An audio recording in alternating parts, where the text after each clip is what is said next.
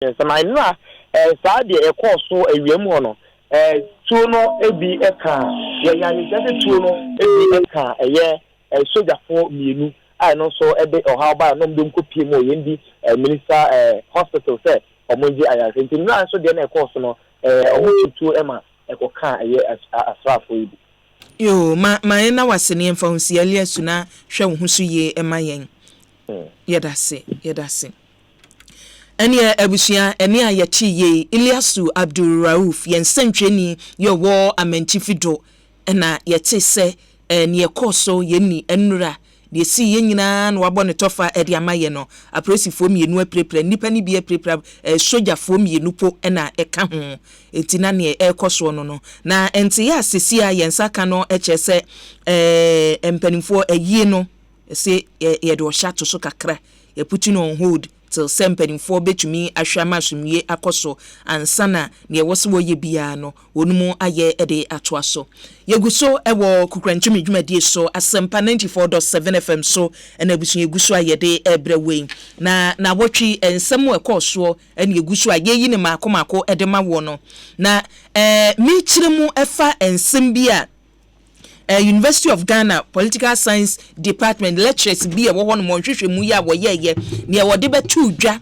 efa senti ya Ghana for say wonu ma hwehwe mu ya bonya ye vimpa no wonim se abanyide ebe ye dwuma eso atie no ne oka ye bi eye se special prosecutor you oba ye na dwuma ye wo se enko ye na nko mi se katahye ne proyedie ne kyena ye tu ase na watwi so mampani dada J John Rollins onso de abetu dwa say special prosecutor na adwuma no anu onye onde ohun ni say wonya adwuma bia enti mpanimfo nti papa yi no omumisa na say de adwuma pa na wo ye so onde da bia meka say ba adwumto mu aye wo bi mu o say yemfra wo sa underground rappers omo no mo che fom no wo ya ntu behwe wo pia na wo pie big wo se na me wo underground na me wo punu no ho de aba enti no Martina Midu say wo punu no hu so ya underground prosecutor fen wo beba special prosecutor fen wo pio if sa fi de ye nim ne se budget no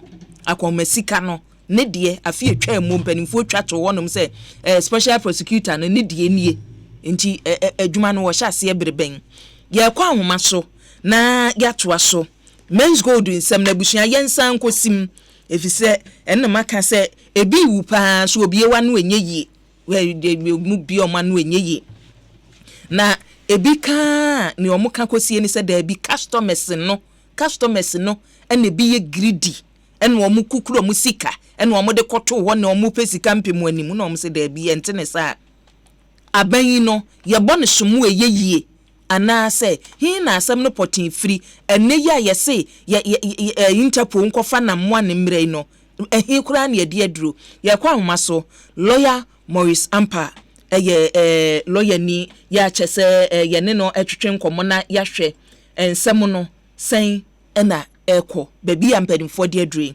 lawyer ma chi o minia yenia ya pasofonia efinshia pa I think about to say na ya chasem de wo ma amemu was ya sha sinasi we feel sema amwa make say nipa mienu ba kwa kuma atikra men's busika zika kwa da ho kwa 52 billion that's 520 billion Ghana cedis 5.2 million Ghana cedis what do you mean my papa you kwa na bibi so ade die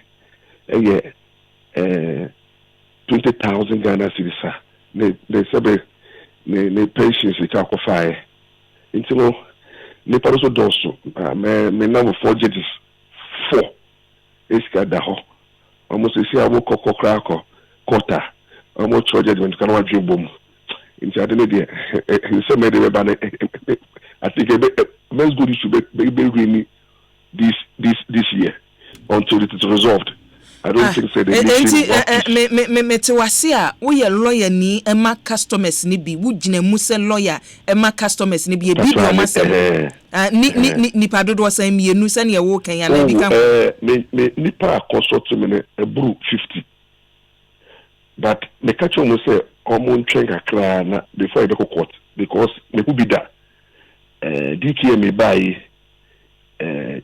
Rashi, Kumas, Sudan lawyers, and the Kumas lawyers, Rashi, Echo the cases, and Coffee, Jomusiki, Yako court, you couldn't never judgment, no, and a judgment, because that DKM, the party, and answer into Nkofo ekusu bokaye nti we lady na unye sure say o court na odi nkunimba obinyi bi fi no aba and it's better say obe hang around see the way I mean humans good near no you need capacity no to know exactly where the monies are and where their properties are and information flow no it's better say the man clients no ya twetwe so men na me di pressure by men na me direct pressure to that buy no because you must go to say stop blaming the one and stop blaming yourself, put pressure on the government and it is working.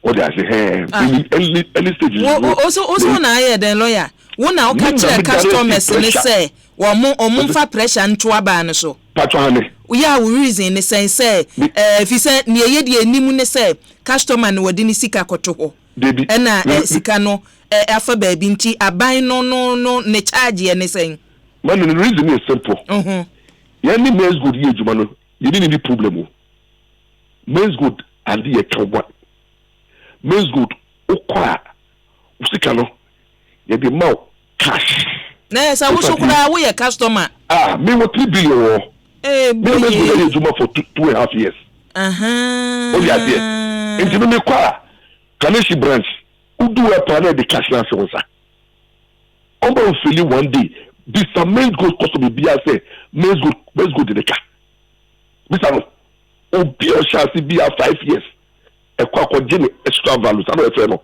you the interest extra value but pay to try say the enemies within led by sec boss Reverend Obambi is the enemy within with the conspirators omo conspire omo ebi mu yes ka for Ghana ha ebi mu na one enemy omo plan sika say ye ekuri bag of Ghana and aban na me show dey buy mu no me so finance mu bro me show dey tia omo trust mu say ye knows good treasure bill na man for toyi and na man for be akwa discount some treasure bill of course if I'm coming knows good the man higher interest it Minister of Finance na watch no Bank of Ghana on auto treasure bill and na buy to me cheap credit and also scan back the Bank of Ghana was so Adani move on to a record stand big bank Penino only the president of traditional banks mon catcher say me okoye meeting eko catcher Bank of Ghana say the banks ni go amount for years sika e dey call men's good me let me say be me sika that Stanbic Bank that me ko yi ni manager no permit us Professor Dani Mr. Dani TV3 organize economic forum on POSO scheme na meti hobi after Isa Kama be the bezo customer satemlo na Professor Dani say sec any bank of Ghana na shambo because man ka enti yenhwe ni say you lawyer me yenhwe ni say you wo ye lawyer ni mapa Ghana ha wo bi anim lawyer Asempa ya chese emra no de da bia utimi sori kasa wo na emra no de na nke wo say ko ni say enna wo kasa yi wo kasa free year mu say me ye customer me de me 3 billion akoto ho no mo na chese empanimfo bia fa kwa bi so amna nyabotre meba wo kasa se customer wo sika bo ho amho akere wo anasa bo mra mu sane empanimfo kasa men's gold admakuo no ye wonne emra mu no lances ayede ma won kire wo se adwuma we na mo nkoye na omfom ye omkoye adwuma foforo no ho na wo hwe anasa wo de ne se ni sika da ho no mo na empanimfo bopo se ponzi scheme no mbegu no na omde agu no Media make us with two mixed emotions. Who addressing you're very careful. Yes, the pressure be able to so. Apart from your customer no. Me you know ya me we are mature mra so aka wo. Enti mra no na ye shema ye. The issue. Mra no make can say. Man, I'm trying to say, SEC, the Bank of Ghana, no. A Juma or the Mono, that man must go start here. If it be negligence, if it be contributing negligence, assuming say, most of customers, greedy, only negligence. Now, I say, for one, I'm conscious say, that I want crown or your number two, now one, the Juma or your no one answers are now assuming. Now, here the taxpayers money, so only gatekeeper. Now make sure say, Obi a you do or maybe a best to do piano or the necessary license and is regulated. Who is responsibility? Is it me responsibility? The ordinary Ghanaian, the responsibility say, Mina Mesha said, the not our license. It is the one who has the responsibility in law. As the taxpayers money, now by parliamentary pass the law say, she say, Siki Biara, a security was system. Bank of Ghana by the Banking Act no, and the Monetary Policy Act no. Every money be you have the responsibility to find out who is having that money. Sikana is an echo, and depend on owner Sikana or security or the necessary license, and is it being regulated so that you don't only want but you stop. It means because Bram Mills go the bulk of money from greedy Mills Gold customers. Greedy. Now you need to go to her. Next, you can get millions of dollars, is $1 million now. Mills Gold banks, local banks, Barclays Bank, Echo Bank, and the Bank of Africa. Since you can start banks, at that time, at that time, they call almost safe. Not Bank of Ghana. And now where say but the traditional banks are also we're getting deposits from an institution that any license to operate for 5 years. Now, Bank of Ghana, your financial intelligence by a law, no, every deposit be your question. So when we go as a company, every big deposits on the daily basis or the more than millions of Ghana cedis in deposits, investments, or the core back, financial intelligence units, pay the loss, didn't they give signal? Say, who is this Mills Gold company and what are they into?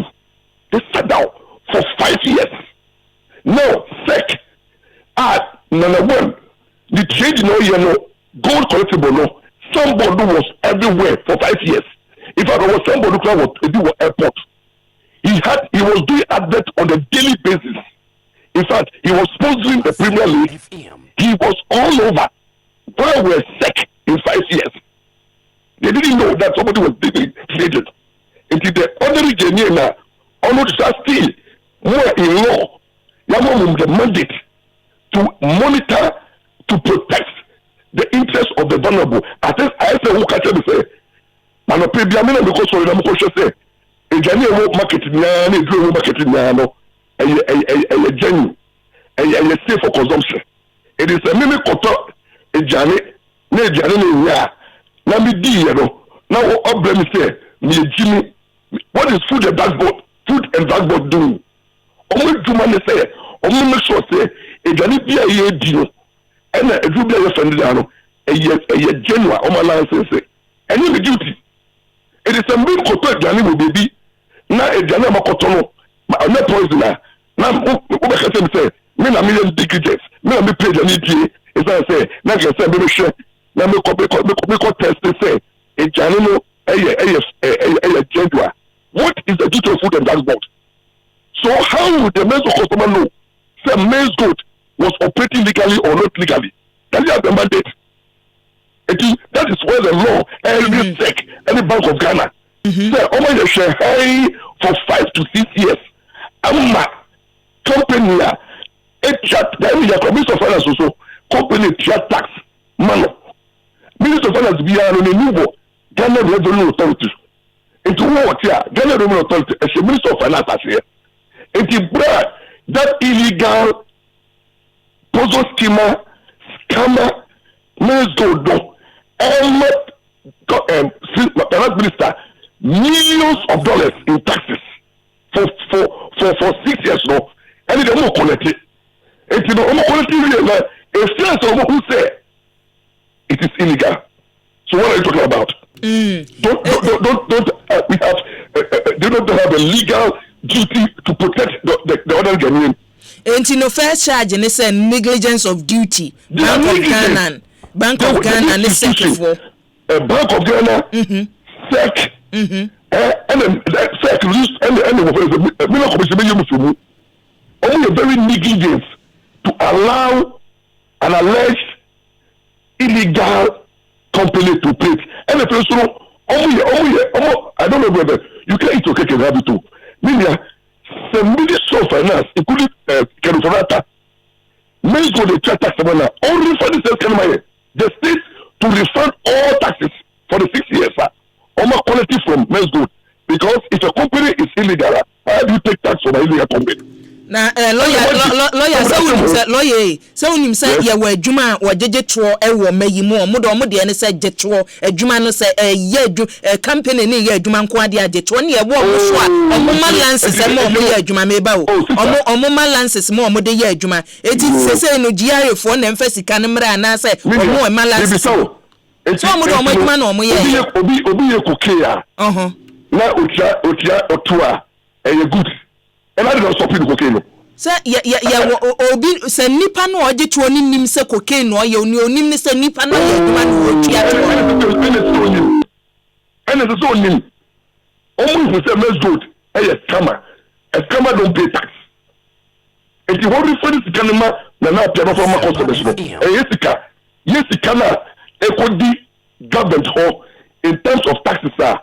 Nanka Men's Good no any question ye duma no. That's can escape. Yo, it is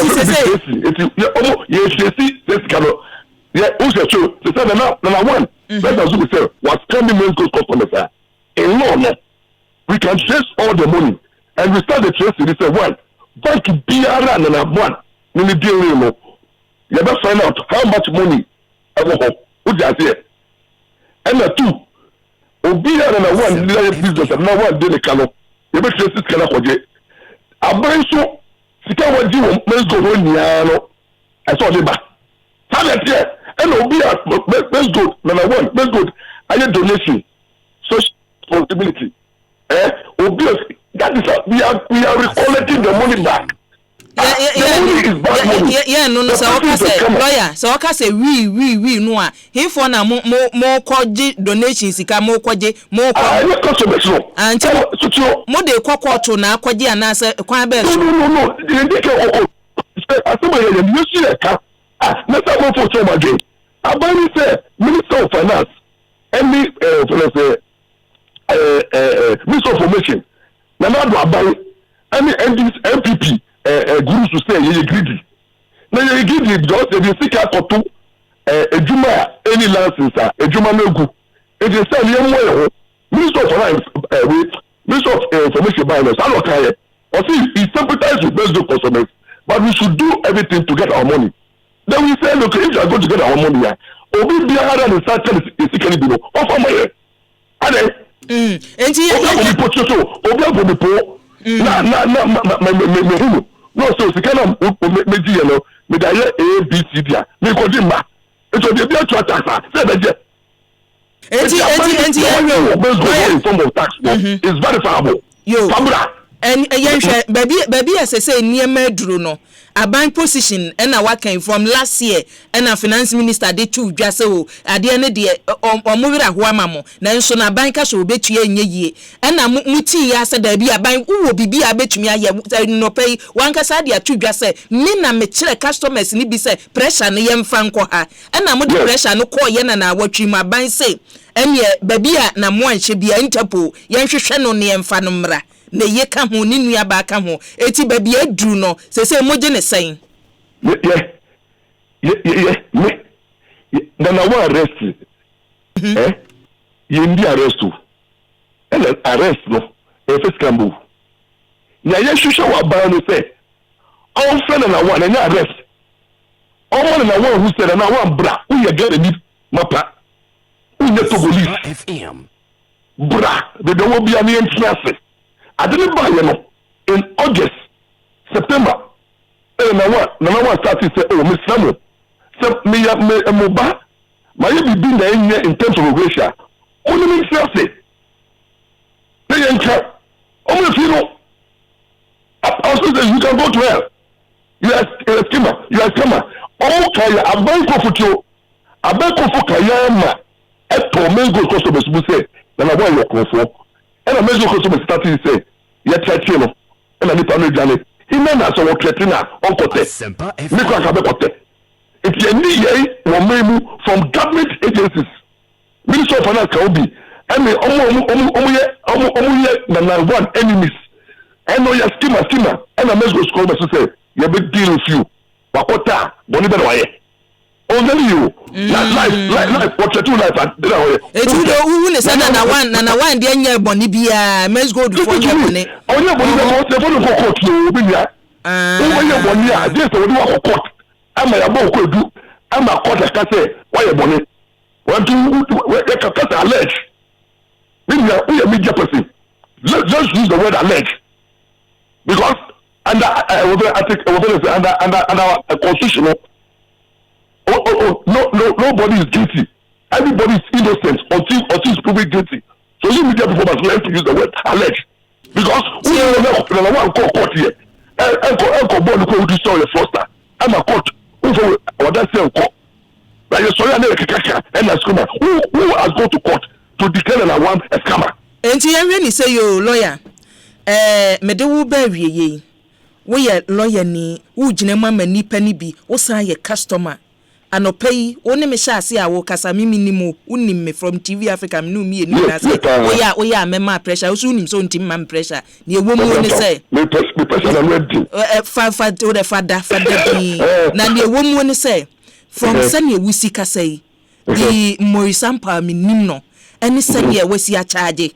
Any sani when you see a brief, would you say you are in the right frame of mind? Say, we bet you me a jinema me bimu say, me a customer me want you me to say crime to me control me and some person me jinema. Can you? Mama so be.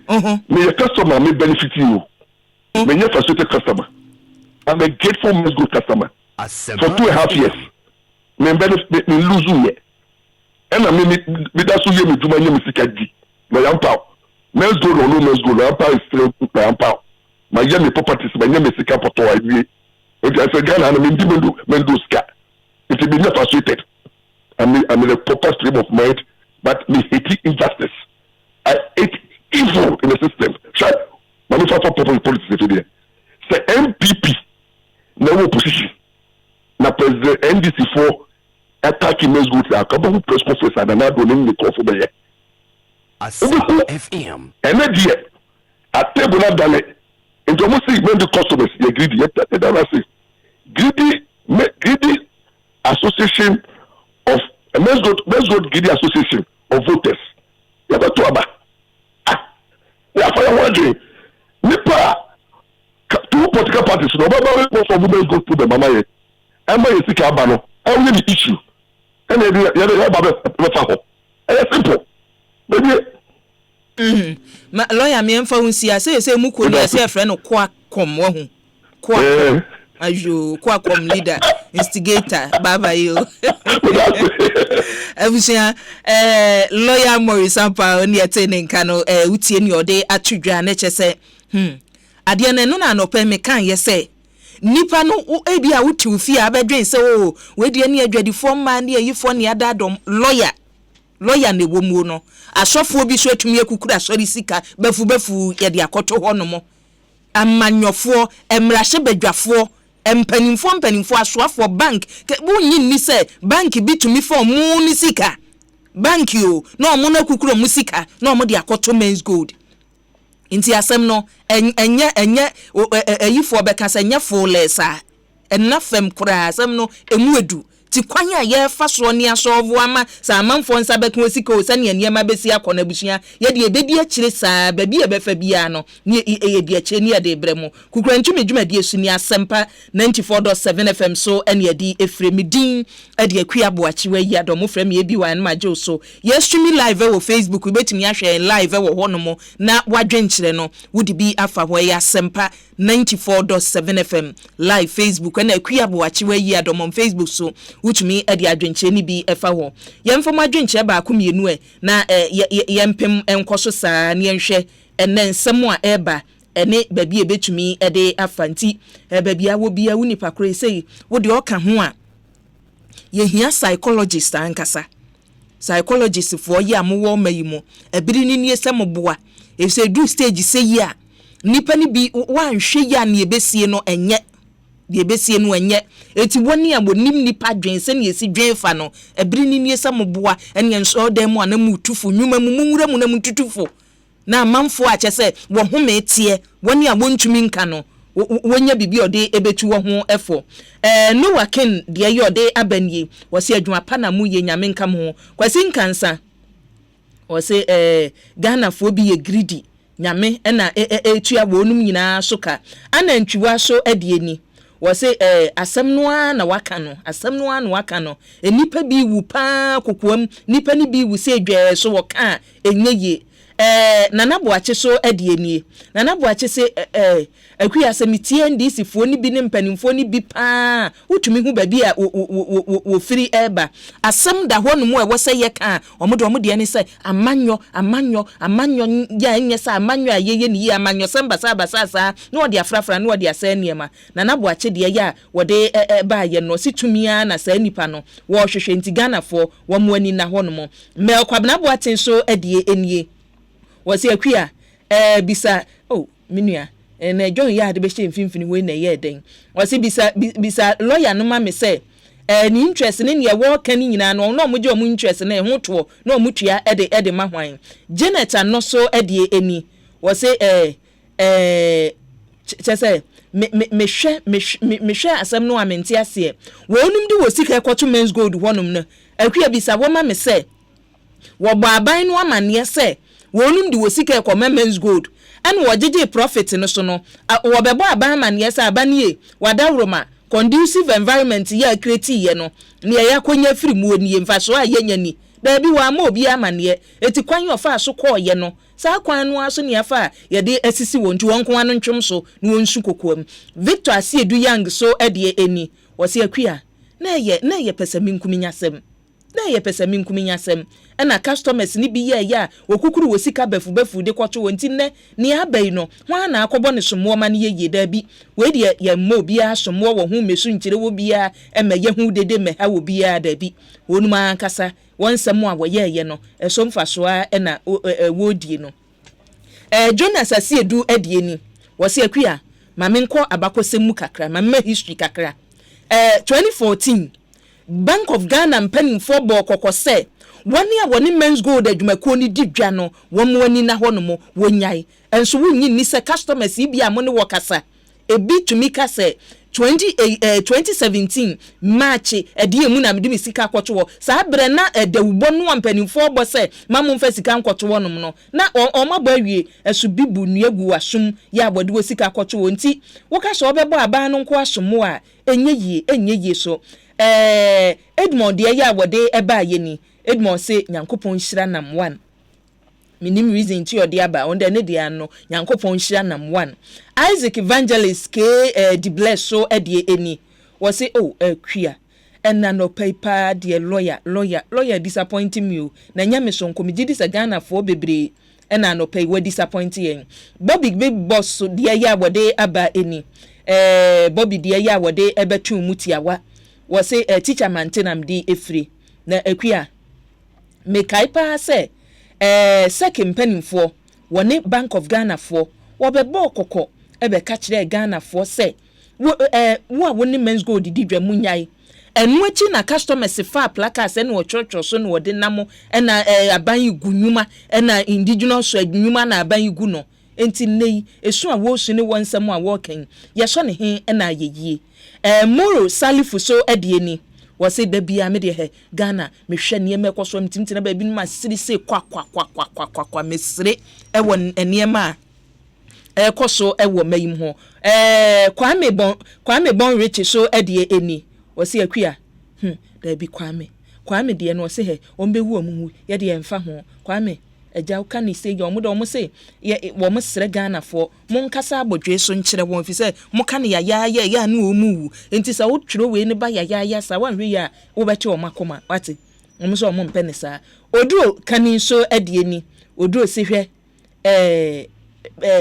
aban bia wo betena so wo mayim no stamina no mo wo for 2 years pe remaining years aka nyina no ye se enema mo bekoso nyina nye eti University of Ghana for nhwehwe mu a wo no mu ye no me de mimi hu ne se se ne niema te wo mayimu an wo de atwedwa no Grover Mafo Edway efri Asaman kese Grover say akua ne ekoso wa budu ni andandi fo ntemu no me emfa ne sa amanyosem ne agya mu se nipa bi de mra be hye wonsem se me twagya de ahye obi dan wati amra enti aban no nhwe ye hwehwe woni edi nsanya mbra nsam no so omso machi bia ye mfo wonfa mra kwan so Alex Ejeda kwa so edieni Alex Ejeda kwa wo say lawyer pa lawyer wonye lawyer wonde ne de ode ban no lawyer wonye lawyer tiawa ene ode ato ho no wokro nana ko so de nie nana ko si akua mechia pa Japan ena mitie wo ede ewo efre abusia ye nkofa afrefo no so bie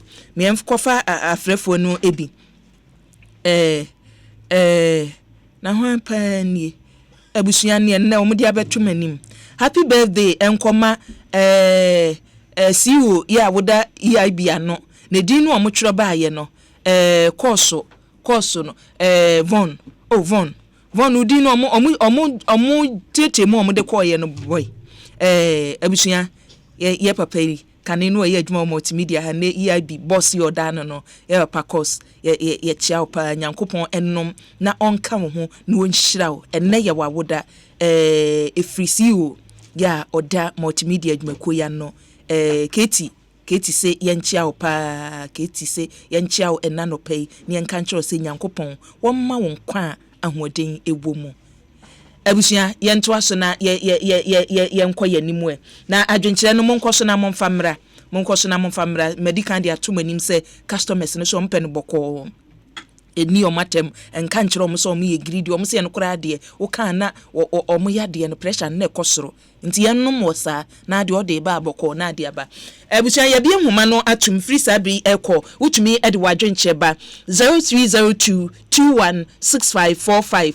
0302216545 and 0302 216546 ubetumi afre na wo de wadwenkyere aba dwumadie eso nana ya osa akode eni wose akua ma customers ni nkyere mu emma ye ni aye tie nyina ye nte wo do se ye nkɔ no bɔkɔ aye kɔ no bɔkɔ na emum ne emi bisa ne se wo mu mfa so ye omunya aye no wo omutua asoto emma oman Ghana ana sesen maso Jesse so de ni die efri Chicago USA na eba wose akua gbadwuma you do nde ne de yo de ba ya eni se wode ato ho tie en wode kone baby yemfa frefo odi ka adwumade so hello Olega mi asum yenkon enkan so modika bokode me mambo na si adwuma no ya kan pisa Ghana media adwuma ne de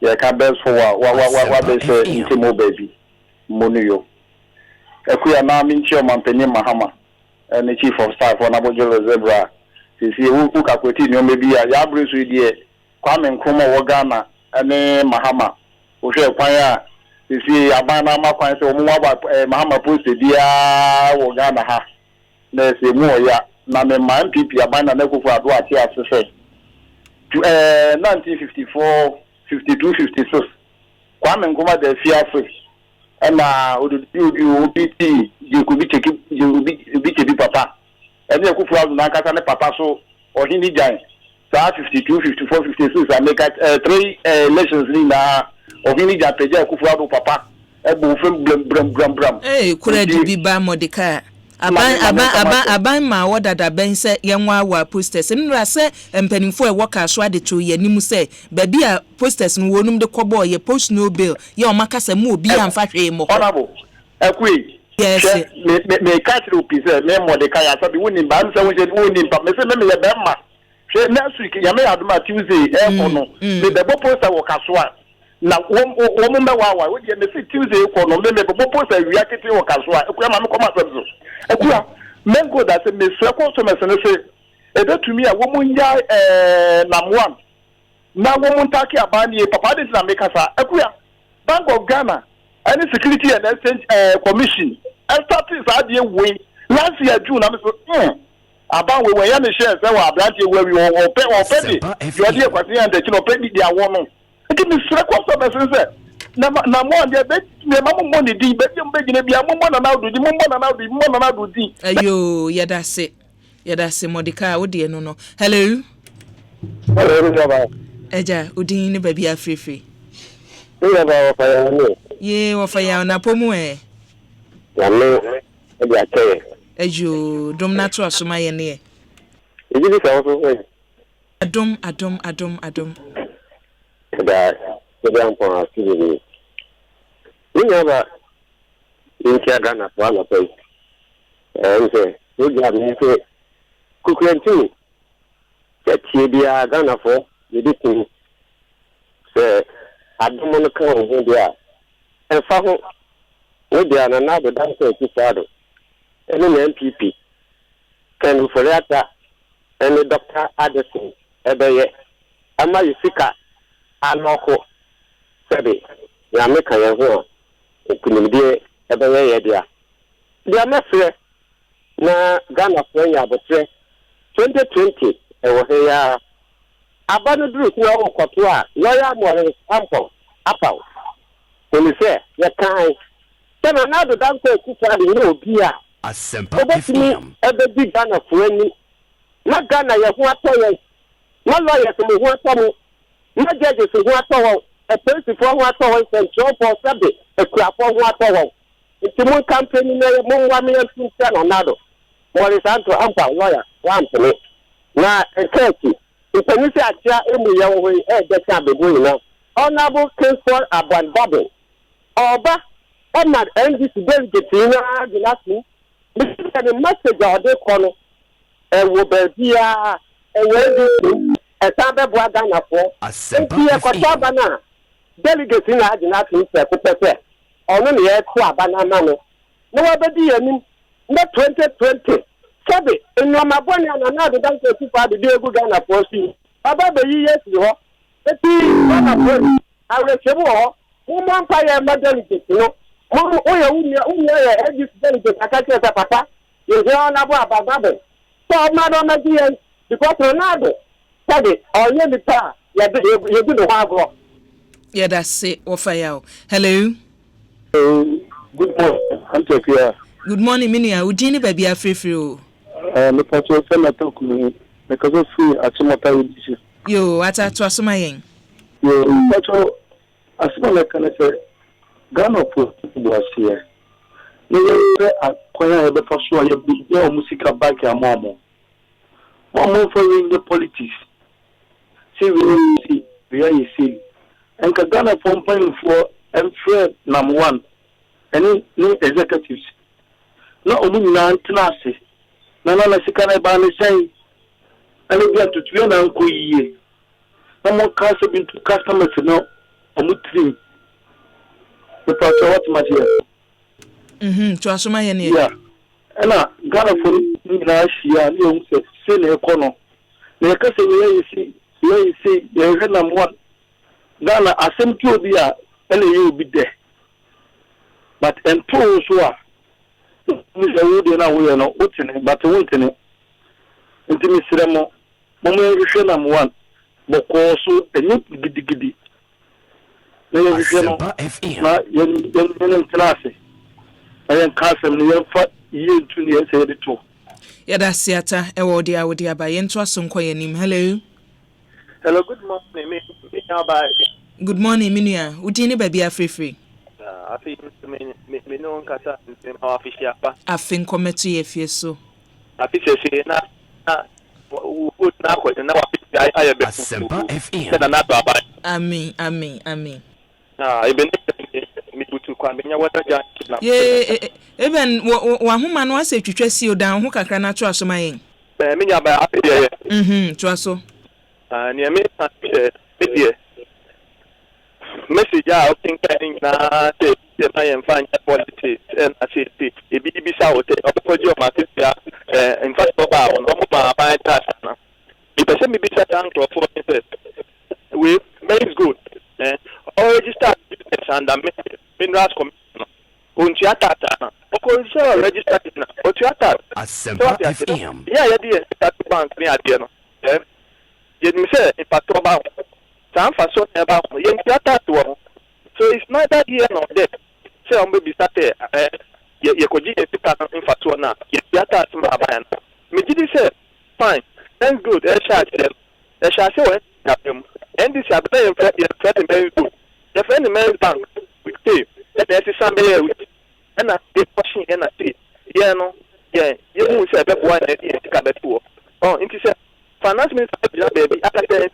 yeah they catch you say and the sound of can so do you agree probi biara wo dey kuma say benya fatwa ho e ye ni bre so what you see me be better ba e so timi ka abotire from there after half can so be down to yampia e ba ni say na you to be yampia the beer this DKM e ba Asempa FM. what that is auto ya tower e Bank of Ghana ba akuti Bank of Ghana you ambassador e ta see as NQ so what you see and na ma for could deal I'm not pin Eddie says Mamma, or Bob, but come up with now say I'm not supposed now to 30%.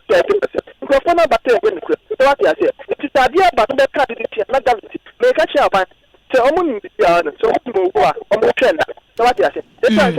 Yeah, that's it. Yeah, that's Minia. Hello. Adumo, Minia, na so eh. Yes, I don't know five on the holiday. If I'm watching mine. What's my many other went to make a fancy no so they can crash was. Neda mubum. And the boy also I was gone. And they clean up exercise do and you just had it before now, which you will be a planet. I am a military and then come. You could feel me as a watch your why.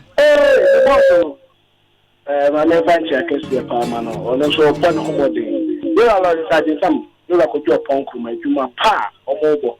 I may and kind of humble. Many about is it lack of knowledge, my people first. Is it NDC for one more college no? Omuntin may be as a coso Ghana. And now say a boapayet. Osha DKM. No me a registered company. Ghana buying and a bit to me crata, a bit share woman, that's almost for operating now, almost a year. And then God is love. Not only a registered company. Not only in person conforming as well. Let's buy no and to link at some of our judgment. Let's go to buy what NBC time. NBC, nobody need to make that. But you make a company in an affair. It's a something another don't go for the royal focus. Or see, Ghana need to very business or moment I hear. NBC for the over the umbrella, Nelson, and Kusiaga. And Yo, yes, yeah, that's it. Hello. I think I'm at your minia. So, me did the You, Abrewa, to Asomaya, another Mama Cambo. No, to mention. Yetiano, Omu Mawe, Ofiamia, or boy, you mapa, Namin Shirano. Mammy, NDC for college, and I grow, woman super agro, a woman super papa. Let me be some back home. Say, Obino be chaputa. The pacho. This is your mamma, who never see a Kanishi. Yes, give me about OBY. Mamma chaputu. Not a new chaputu now, the Tramico, you will be bored here. The pacho, Yadoka Wana. Yadoka. No one young cancer because they're in Ghana, Uncle, forming a pictures. I'm on Panida Hama. When we are seeing now, I didn't choose one gift for penny. What did I jump on you? Just throw on. Maybe you say, and this is for the gentleman, and in our say.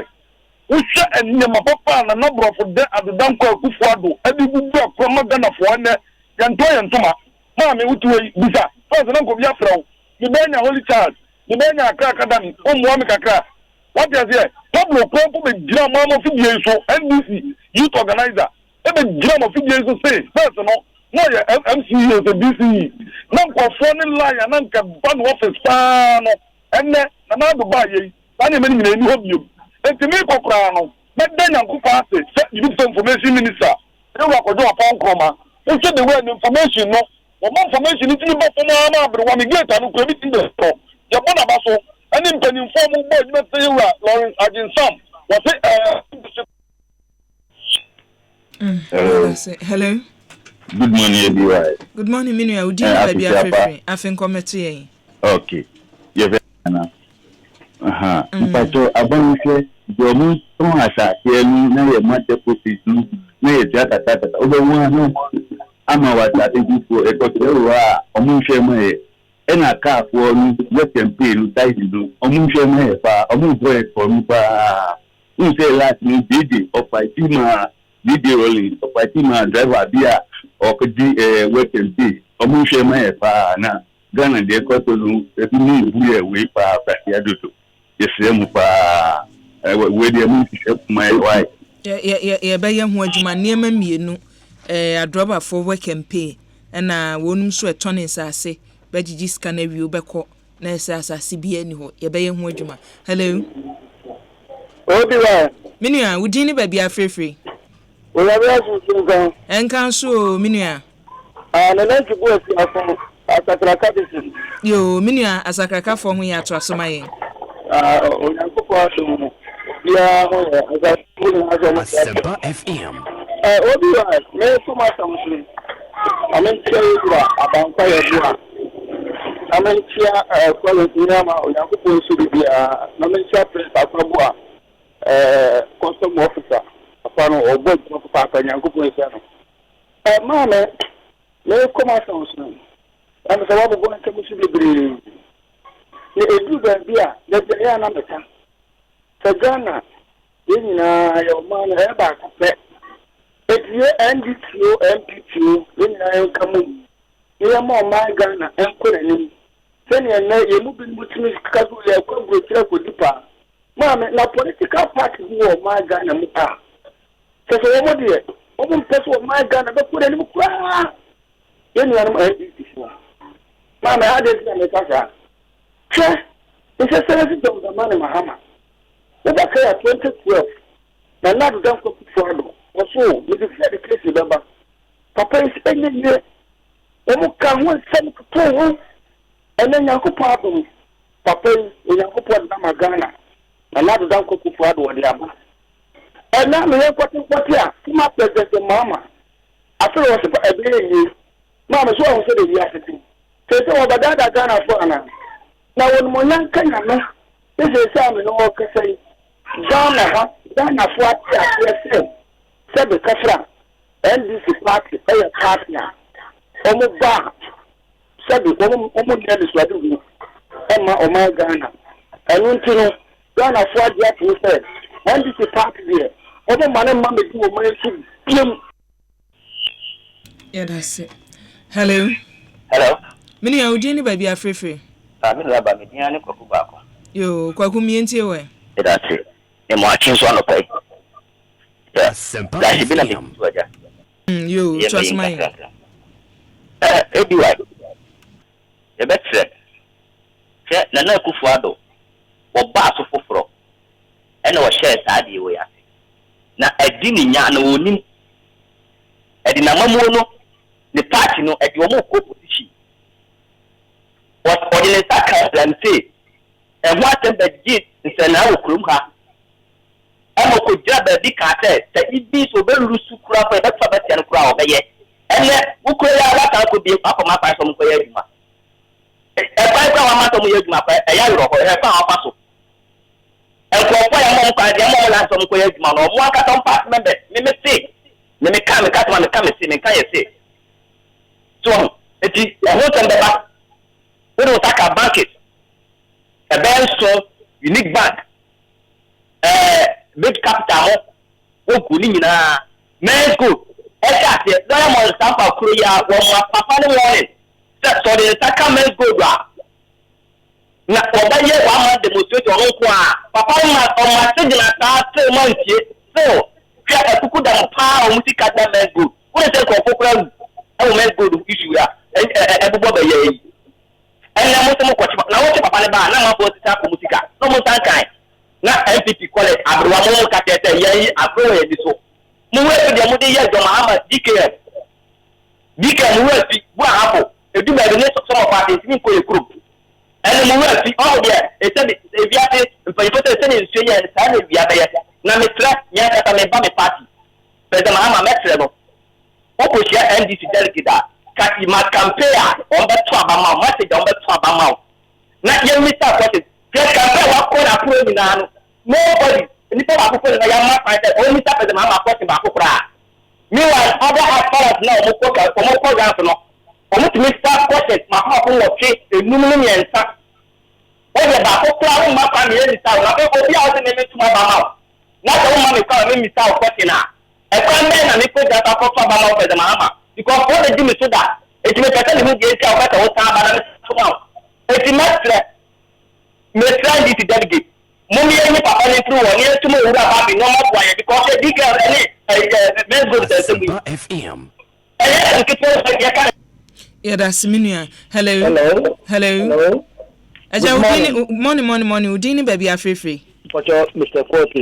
Yo, Mr. Quote mi enti o. Except my coach me in my car. Oh yeah. Share it about people. The castle of people. Oh yes, yeah. NPP. Who are the Ampakai? Saka wait. Oh, where is that? For the cast of Ghana. Let's go to issue. Mr. Forte, the one, you're planting. I don't think that's planting. But pay in a daffy, of the pack, or yet, and another Adam. No, pay, not all get the tumor, or your Jessica, problem be a buyer. Or to say, a bomb in Sakokano. Only the Sakokano, you have one with Johnny African. No, not for Sika, unlucky. What I say, then you pay around, I get the customers, you say, oh, you're greedy. When they get greedy, will God have said it before. When they get greedy, said it before, and next, the cost for Ghana. So, corruption, the cost for Ghana.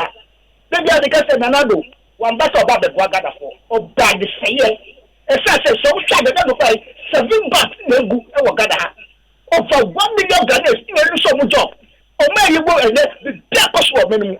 All that people do is math, and you got Nekasakasa, and not because of my yourself, and member of a Kasa, you got Nanado, who buy you 1.50 billion. If you say so, such a project of power for Ghana. No, we prefer such a project of so it's 1.50 mama. Mama, catch a girl for so Bobo Sandudo, we sack a couple, never the literature, 1.50, Channing Black Power Ghana. Oh, Ghana, free messages. Free secretary the fact a month of the Mungu. Free secretary, me and Didi. Free secretary, me go to Mexico. Not a fact that the better conference is so far, or Nancy. And that's a conference is so far, or Didi. No, so, never said you got come. Without. Yes, yeah, that's it, Mr. Corti. Hello. Your call is on. Abusia yemfansia mfa frefo no ensia no nwotwe nyabo apa husima edu emiense na wo se yekoyanim e wo Asempa 94.7 FM so na mpani asia dwa nti ebra yedu suei ensam ne yede topono so na yesi ne koso na yensam a yehwe government decision a what take on men's gold ene customers so wonum so a wosu edapono so a yehwe enhwehwemu a oman suapon legon mpanimphobia kirade ebo political science department oye ya wode ebetu dwa na watwi mu efa se 2 years aban yi betena so Ghana fo abrehemu anu owo ni mu se da so wo se so ate ene mma wonyaye afimpinu ene edunsia abatu mu ene NDC di onyaye so ate sa akosoro eno ye behwe emu ensem ene ensem bia ekeka akabo hu na busua yede etopono so na yahwe ene anopai no nwotwe abapa nsima edu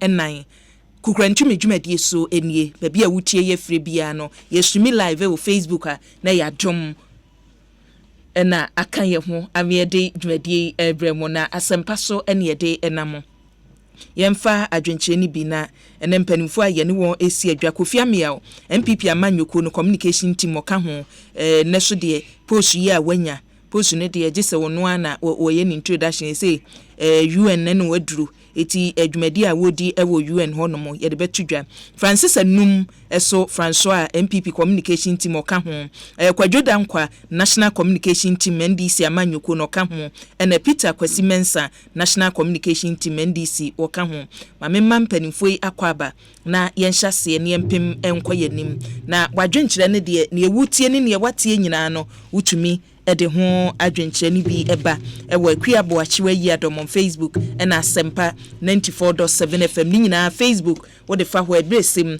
na yakenkan na ye de amount sene esena efata ne egusu tufo ye de bronya no awie so egusu tufo se yakwan so ayenami no ewo se am ye nida ho akwan so enam ebosi am ye nida ho National Road Safety Commission MTTD ena multimedia adwumakue Guinness Ghana Limited mpanimfo ka ho ena yaka bom VIP fo so ka ho ne yetufo se kwan so a wonam no se wonam kwankyenya mwani na ho no mo efise se ye bu nkonta fa nipa kaya kwanhie ku woni a wo mo enam kwankyenya onde wonka se waforo ka akora wonforo ka ne akase ka no adane abutu wonam kwankyenya wonka bi nhyem ka de ne pawu kade ne pawu na ekunkum sa nipa no se wonam kwa so a bomodem wani na wonkankane kwan a etoda wo behwe na che se enya de se yaye pavement bia wo hono bomodem se wo behwe babia wonam no emfa wachi enhwe ka no a firi wachi ba wanim na wo se da bia ehwe no panimfo na techire Greenfield Scientific Herbal Clinic for so etechire bi sada so na firi sabri kono se wo penam awe enam ahote enam a tese kwanye fa so kum no efiri aboa no se ye bekunu ekosi bra ye ginu atwom nyina no hygiene no eye adwuma very hygienic and yede ekum aboa no ansa ne yede aboa no bekose ye kokum no no ye ma veterinary mpanimfo hwe hu sa aboa no a ye kokunu no wo ya aboa tese yade bia ni no ho ba bi so ebekunu ho no mote kama ene yewie so akwanye fa so ye behu aboa no ho se wo se yehu no ho a kwanye fa so eye no eno abefo kwan so ni nyina no se wo bisa se na hin ne mehu no a superior star foods mpanimfo superior star foods ena nei wonumu ede sa abefo kwanye fa so kum namre nam wode aba Ghana ha seye abusha hwehwe wakira kwane domi pilatu ene wo domi pilatu ene wo etu kɔ hɔ no mu a sa akokɔ na apa wonum yi akokɔ no ne yakunu de amawo edwan na ntwie emoa nyina moa doma nyina da okum bi ɛwɔ hɔ no mu superior star foods bese domi pilatu ena ahwehwe woni a wobehu akira kwan STC suguso eye wadwuma no eti nei wakwantuo ye awutuo babi a wukɔ bia no kuma sisunya ne brekum tamale hamile yenni babi a STC fodo beko wonum so ka no de wonti bi kurada se STC enya kwanhia nipa wuom enya kwanhia na nipa bewu boko no de wakɔ no asan de waba ticket no so open online a wobetumi awe ama na ese wode wade eninamu yenko na mema empanimfo akwaba emema memo akwaba o ye nyamiaba boko de adom yeda Yesu ase minia Peter oba boko de adom na hweye yeda Yesu ase obade de yenkwa kye kwana de ode kye na de aka wo hunam afam I was in Pennyfo, it to me at Tuniama. Come, you say, Cow, your own can be busy. Now, yeah, but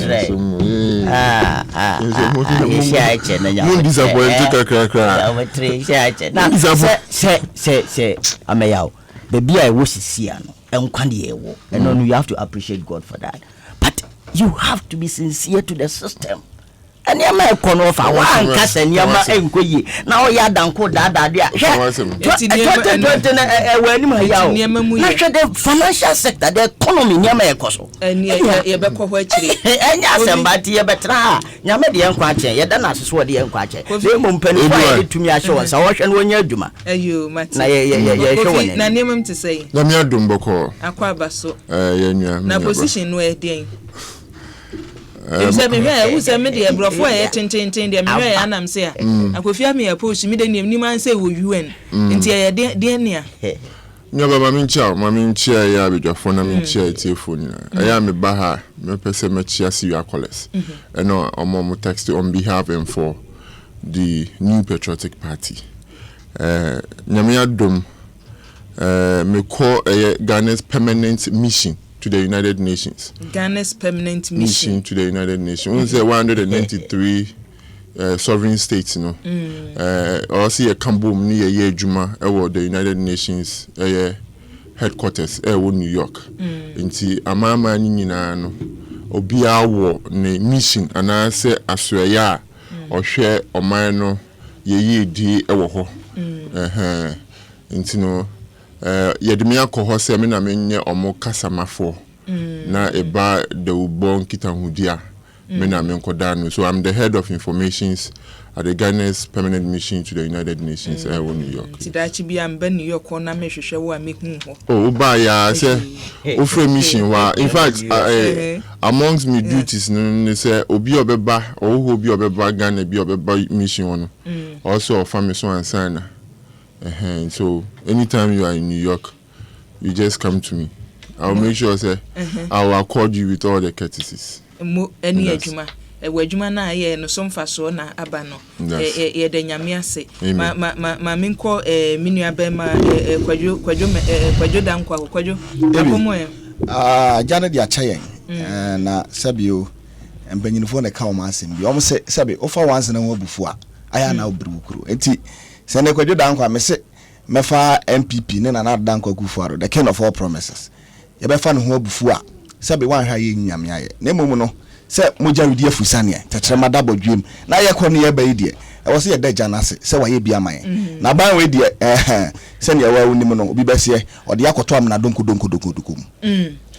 abusia no nwotwe abapa husima aduonu eba kompanimfo a ye ne wo si adwa ene kwawu atadwe so enam kwaso a wo ba franso a wo beba na chese atadwe apaise ya na ye de atoa so franso a aboso kai ena chese won so kasamafo kese pa wo free ho eba no Prince K amo akose me pese me hu ade pa ekoso ekoso NDC amanyuku no be ma no na washa ase abubom no wantwiro din nipa kora tese wo kana se media enya de se wode eba mu minua Victor Asiedu ode makana onde ne ode ba ya ne se akua propaganda ye ekoso ewo mayimu no emanipa hu no kore ye bo se dadi ewo mayimu na Ghana fo na wo se me ani da ho na amanyofo no kawie a ne de ato nsane so ne yakari Lusa manyofo no omunya omadwe so mbeka no kure bia a kire yen nanaba Bernard Champion so adieni was e bi waye hwe agrif customers men's gold fo no man eniema na di pa omo nka no kure se Bank of Ghana ni sekifo a modawuro se ade no a men's gold fo ye no enye wo ma nka nkire omo ana me de akue ka me nko anka ne meka ni se na moan waye ade fi se mi hu ne se da bi minua se ebeka se obi a odi sika koto obi aye scam de ntumi nka ne sa ne nso onde o se ohu se omo de omu sika koto wo no mu nyina futu omu antie na omo de koto wo no se lawyer Asempa so de womra no me apologize to all Ghanaians say interview ye wa no pay no che se wa magana fo nyina evra ho na be champion de no ofofo so de ya wode aba enie fofo de ye ode aba Matthias Sala de eni wose akua government demands gold customers ni nyina hwammo wadi Ghana fo nyina po hwammo ma menka ne sa wose ne edi kan DNT na aban no hu se men's gold wa dwuma ya abo ye nanye na ye ntumi antumo na omuso omode omano ne ye bokoko na ye bokoko nti de na omutumu enye ye ana Matthias so de ya wode aba eno no keba ablekuma so de eni wose bi wa me chia wa no pay na boni ayire wo ho pese wode men's gold chichira ban yi kon na aban no omo ankasa omo mi se omo ho se aban so hwan nsa na wode ni ko wura men's gold sefa sika kwoto wo no mo NDC ni na nipa wo ka ho and wo no mu de sa men's gold ne sa ne men nyina ba ye nti sa ndc for boss mu akua o misa wo ho chia Dr. Adoma Kukisi yo wo anya so tuom ene Lawrence Agensam MD yo wo Exim Bank mame abujanfo yen hyase mame fa hyase Peter ye hwe men's gold nsemi wo hwe ensemo abetuto dwa aban directive ya eba na wotwi emu so mayen yo ebi wa medase mefa akwanya so am se Asempa FM de afidi kasia ewo omam ha yenchia atifo a wagebre a woti Asempa FM kurantumi dwumadi ena no pay na yama obibia happy new year yenchia NDC mpanifuo ne yamanyokufo yamanyina yenchia obibia na yenkyere amanyokufo mahye 2020 yenyina yahoboaboa na eguso a ye se ye beje Ghana for afri nkuasom nti omunya atwenye emayen na yachia yembra pani na se communication officers amejem via branch ne ebo aduma ema party ni papa na hyehyɛ odi agu akwan mu no na hyehyɛ wo hwa MP4 ene omoti ne di ana kokoguru bi na echi won enti ye behye na masema mbisa na hina ade si se mechia Ghana for kakra na mechia NDC for mo ayawa so west ugon ene Ghana for mo ayawa so west ugon me se by election bi ebeba so nti ebe sere se ene bebi a president ma Akufo-Addo edi amamo na kwakodu no enye obi na beka nti no sa bere no yemfa sa seat no enye litmus test na yenkyere aban ne se he has disappointed Ghanaians nti no enye ebra afeni yebe holding on to fake promises bi abium na yento na yemfa ma yenua dela for the ayawa so west ugon seat no yebe chacha manager ya owo Awutu Senya East na djuma pa oye 2020 yebeje Awutu Senya East seat no e de free yenua hawa kumsia na nka okwako bu Ghana for ewo parliament with the website deal na ye 8 billion Ghana cedis enti yebecha Ghana for na menchia won so ebi wa djuma pa oye na bibi a mechire o baby a menu ahia pa pen aha ne aboho nkomo mincha mini ame ya ihia nso ache kakra menua onim bibi men's gold asem no very sensitive and dicey na me dia mate se obi mu ka se na we ye mfa nya amanyo sem na mamfa me dwene ho as a student of politics from the premier university I don't get some people na manyo sem aye ni sei oman ne yonti ne etia o ebi why se enyo oman ne yo anka mema kwasi mensa ye nton sam freme ebi wa woti adwam na menua ma ya tia ye mpense niema that is all about politics aman ne yo no eno ne ye no ana yesi Ghana for duduo bia wo mududuo duru over 1.2 million aye nyina ye se ye ho se ye bobra ewo oman mu no se wunya sika fa bisie wunya sika fa bisie ye tuye hwe hoafo se wunya sika fa bisie ana ebie wo soso ye sanso ese incline say ye enter into businesses entrepreneurship ewo memu ha eti o man ye tikrom ha ene yenya ye nua bia ye frɛ no na na apia mensa popular known as number 1 wati adwumaku a amafo tumi invest ewo honom sa adwumaku nyina nim se start as men's bank ending with K no mom ni ama omo license to operate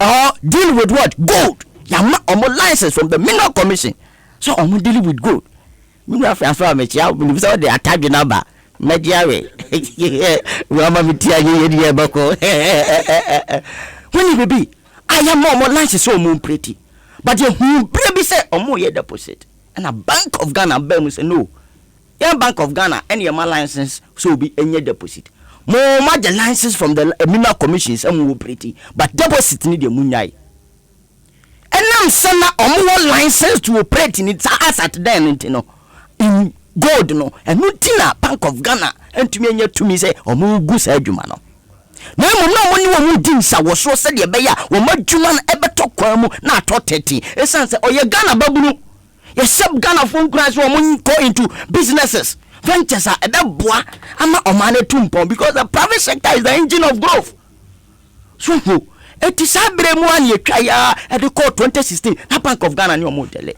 Hwe so mo dwuma mo ye na betototen. Eno mo na fofia nto ata Ghana foto aba ndisi aban enene empanifo ya power free abamu mu. Ana President Akufo-Addo ba. Sabre no hwema mo ye na ada ye ho Men's Bank esesa code B from K to C no. Na Ghana fo nim ne sa o. Na Ghana for enshada nimness and the customer base of Men's Bank it was very low, insignificant. Until now come was some grandpa you. And sana 2017 Men's Bank President Akufo-Addo memo ba ya pound pen for da. More the various sectors are no Bank of Ghana and the SEC. And the Men's Bank it's a call Men's Gold. And Men's Gold no and a Ghana for ni bebre ebe Men's Gold. We ye chirimu na Ghana for tibie abako sema wasa ade we hu yie na ye ka se mo bi fa nyama nya so awanya ne ye no ye omani yie enti de da no o se ye de to ya mfa nto a e be freto me ye bi wai hwe ebira na papa starting adwuma na mo ye deposit no most Ghanaians na omo wo fear because our venture no na sort of new to Ghanaians enti na most Ghanaians na wo fear say ye di sika be kwa akose sa ade mu until a moment. We can't dispute this. Sha, mama nche wade. Adwadifo ahodo bebre. A omoton a enuane ahodo na niam ahodo. Bi mo te sa drink ni nsuo ni ade no. Sa omo pese omo market omo product a. Edi entina mo kofa celebrities. Edi entina beti ube hu sasamo dan. Ekura drink bi, ekura nsuo bi no ya advertise because of the personality involved.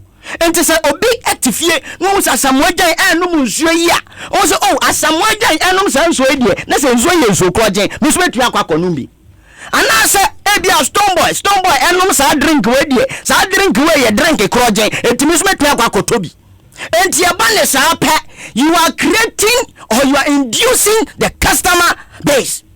It add up, it induce public what attraction to your business. And it's a fact, we know this. Eti say footballer, musician, eti me attracted. Your friend is a customer base, ama businessman. Yenya number one. He was not selling jene ewa nkwanche yo. He is a serious business tycoon. Ewa momha. Eti ye chire dientia President Akufo-Addo is obliged to ensure say about 1.2 million Ghanaians omudio musika akwa Men's Gold no. The onus lies on President Akufo-Addo to ensure say kwambia Men's Gold ebe first we tia customers na kan ye betia. She ye ti o memu na me catch say na Ghana for dodo na nim the operations of Men's Gold. It is what you now be one is President Akufo-Addo. Some Men's Gold see when you access to the president. To the extent of Oko sponsor the local league in the first place on what modus operandi number one or they can sponsor your local business. This is the question Ghanaians to think of because he's a businessman and nothing of sponsors no. And to the moment Ghana for say papa they are trying to dispute the fact say the pictures number one took with president had major influence no. You see, if you want to dispute you will be tickling yourself and you'll be laughing because the most of the customers when you say customer base shoot to over 85% in 2017-2018 because say President Akufo-Addo gave recognition to the operations of Men's Gold. You can't dispute this. He made Men's Gold CEO much popular between 2017 and 2018.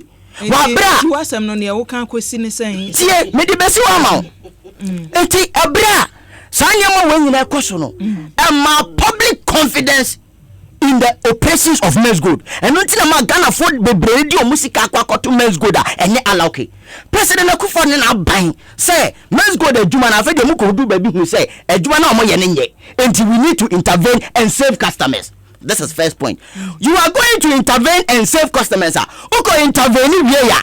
Na customers sika akwa lock ni e ka say papa wo ba be intervene but say sika lock mo magin a bind the okache Men's Gold customers and say you were greedy. Abide you bet me catch Men's Gold customers ni say you are greedy until amodi musika koto ho. Enti e so uchidi sa aban nya den. Aban need to ensure see President Akufo-Addo twa saboni bi ato ho. Na sasa no e na edi na ti ne. You see what is good for the goose is equally good for the gander. Said the Oyema DKM customers. Our this support to President Mahama so say. Said your TB also President Mahama heading. DKM customers no. The same thing. Men's gold customers. Omonya Afghanistan for. Omonya Cote d'Ivoire for. Omonya Ghana for. Uti asema swafo show mensi kasem so kan ya fi etwa mu bro nya numu efa reasons ntia omuntumi ntua men's gold de na different de omutua. In one way or the other. Ghanaians impression I said nampon ka say o de kofa your friend say Ghana for taxpayers money. The government says that he was intervening to save customers. Yeah, who came na me gina so mi bisa wo say e wo say aban no ye DKM no ye fantastic me bisa wo say the minister ne kan ye reasons o ma ye as to nienti a omutumi gina DKM fo de enim say ye tua na we omuntumi tua o teye oh media eno no adentina na omo be ya anadwuma nasem okoto de na bodja mete ya enti na memfa okoto de na bodja nyanwa nkyere yemfa ba amara enti na me bisa say men's gold customers omo ya Afghanistan for ana omo ya Ghana for omo so di omo sika akwakoto ho na aban say he was intervening to save customers enti no so omo se omo de emre ya adwuma say company no ya license ba ko ya license ba ko yen license yenti me yentumi ntua no eno no wo de president Akufo-Addo ehun say ya botre president Akufo-Addo ehun say ayi nipa we na orderly in foster and o man that recognition on my public confidence say yet to me am the opportunity for this first time neka say nationwide only and tourism minister and nationwide me say number one is a businessman and any opportunity he get or any access he get to the government, you know, I am a public attention, or attracting customers, and I say he is doing his business. And to the moment I am an opportunity, I only tourism minister. I call upon the whole Ghana.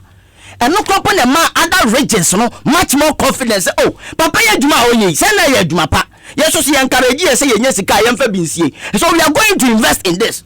And to say uncle for the music akoto abaso ba be intervene uko intervene ya customers mom and omo makwachiro mo music akwakoye afedi ye betia ne say number 1 wadwane anas we free Ghana enti ye busa president Akufo-Addo say no most customers are omo call number 1 officer omo call enter to business no omo do number 1 officer no omo hu president Akufo-Addo and number 1 picture e won office no ka say atwira to President Akufo-Addo will owe it all to you. It gave customers confidence. No, it gave government the customers. You see, you can be woven around the certificate issue, but I'm telling you what induced public attraction to the operations of men's gold. I'm a men's gold. I'm a men's gold, and there. A brand not men's gold, yeah, men's bank. No, not gonna for me, eti asama ya can say President Akufo-Addo cannot run away from this. President Akufo-Addo need to ensure say men's gold customers no e kwan biara obefa so ama men's gold me say President Akufo-Addo knows where number 1 is right now. Kwan no ampanimfo nam so say Interpol yanhwehwe no bra no eno nya kwan papa. Journalists, this is the question or this is what you should be doing. You should ask President Akufo-Addo Nina Pamfo say Interpol ne mu he Interpol ben ye dia man say go and check the what do you call the wanted list of Interpol so be hu na mo ho so journalists should be asking the hwe no na Interpol na mu de he and it's not there. The website is there. Go and check. It is not there. Omo fa bibian koma Interpol. So I say adanko dada. Yo, eno ho no. Me da se obre no aso. Na ne wasam a wo bisa say Interpol ko omo website hwe na ho no. Adam Bona we security expert say etekibre ansa na mpanimfo aye ho adwuma ne omo ye nyina etino medase abushafo ye buso President Akufo-Addo de be so ye di ma me na obre no aso Asempa 94.7 FM so na ye gu no mesemu munye di ma me na vima ye de ehye adwuma no ase no nsem a ye tete no ma enema akofom kakranti munye din emaye na abusua yeguso na arehosem a yenya kyese kane mrahye ema adenta kane mrahye badwani ma adenta ono enu ofiri honom ema akwadwa du asare ebaaye ansa na ahimo ebeba ama nnene ye wotisui eba na okwa adenta fo beka cho se mpanimfo a wo baaye wo ye adwuma opare hamode ka ho ene no na ni dibre no PMMC pani a woda no na no amanfo twe da were ne empe no na de edan no wabrichi den ene ne aba ne se wafiri mu anopai enti ya yenya ne se wafiri mu na yeguso yema ebusuani nyina yakọ yema adentafo ne Ghana fo nyina yema odum nyina yakọ Kofi somna yenko ebi why mami sanchia etiefo ni ahwefo bio na mentreze munye din kom medasi akunya mi amepen ade abrante me dawasini akunya ya de mami Daniel Breni na se ni Ghana fo bi din kom de bia ya me kan se sa akunya we no dutwam yemfa sika ani dwetento dom na dom yen se bia yehuna efe ana yehuna etan ana si woska na iniska dom intino yenya akunya se ya na yepese we also build a credibility for ourselves, and on that basis no make us say Daniel Breni na no minim say ayade aya trauma yenu mo na omoba so Rachel oman na yewum no na do danko akufo ado mampani ono ankasa agitum say mandate na yede man no say on mitigate the plight of Ghanaians no. He is on course, but Bibriwa also yet so. Having said that, no sebi on fan in sanction in Deminifem and on far on mining conscience ABSia, a chile me and friend you my for. On far in some conscience ABSia, a chile say Sikano, Yen Sheno, said the biduna fa. Name no Daniel Breninano, Otua Namawa, a dear Jumabemo mining, Otua Namawa, a discabebo mining. Fantifo can be said Cassiana or kind. Ghana for man in few nine. Adum bidum ya besa de enaya kan. Ene sabe a o kan wanse ma be dead say ampa ye to aba ene kura no mampani betumi aba be din. Sabe ne de be koso ne o kan sabe na anka se obetumi aba din kunimu. Oh si ye to aba na. So say unya 50+1. Oh oye ka se ye to aba na. Oh. Kofi to asoma ye ende be koso achi.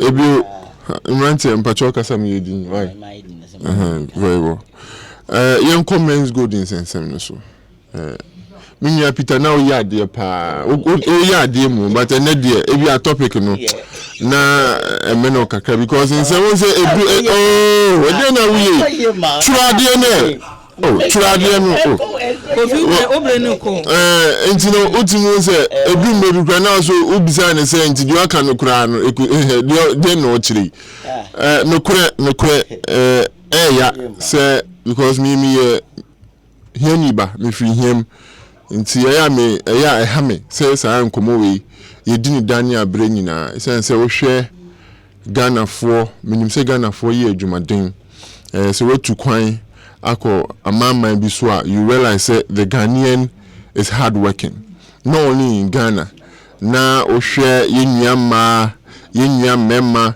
ebi mutini ebu sika no 400,000 Ghana cedis 65,000 Ghana cedis 850,000 Ghana cedis na omudi akoto ba bi ebe wi akire no na amba ya enyo we do sympathize with them and we wish say Samba, Minister of Information at the Aban position about, and our position has been clear. It was just to reiterate and re-echo our position. Say, in as much as we do sympathize with them, no, government will not commit taxpayers' money in settling them. We said this in response to earlier demonstrations and a cost who sebi. Nchroya echere se Nanado Danko Akufo-Addo omeji sika mayen ome sika oyema DKM and all of that. And I think that clearly no Minya Peter so Abubosu be fine. But you see, let me go into the politics of it. Of course, yeah, man, yourself. I do understand, but man, yourself does not mean say you spill falsehood here. They can first of all, and you're in Trasa, and you made mention of say you're Trasa. It's unfortunate to the extent that even their general secretary will make that statement. It's unfortunate that their even communication officer will even make that statement. In 2016, the NDC administration went to Parliament, empowered Bank of Ghana, amended the Bank of Ghana Act. Say be company financial institution bia na se me kwa here more Bank of Ghana needs to bail them out. That was the law. So in 2016, when we were telling your administration, say they need to settle DKM, it was based on the law. And you tell me about politics. It was because the law says DKM was registered and licensed under Bank of Ghana, and the act was clear, amended by your government. So the DKM also, can you stop this? It's not good. Yes, I would distort me. Please, can you just keep quiet? No, oh my man, your mumbling just distorts me. I'm sorry. Trust mine. Well, it was based on the law that near HM. So we tried DKM for, and you failed. So now, if you tell us, we should settle people based on illegality in this country, Bank of Ghana. Let me give you the antecedents. In 2013, when Men's Bank was formed. Community into Men's Gold and A. 2013, Bank of Ghana, year review, and say enkoye. And in 2014, they published say financial institutions are no year juma enkoye no Men's Bank can and almost say.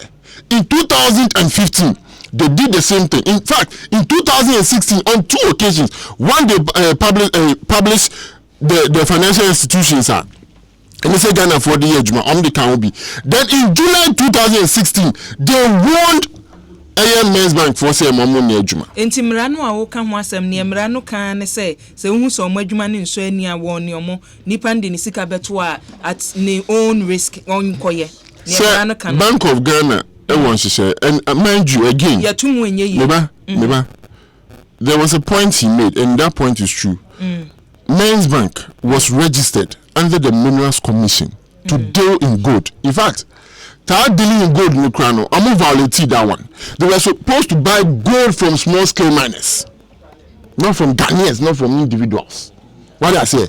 So there were aspects of their work now that was legitimate, that was legal. In fact, so we share Securities and Exchange Commissions.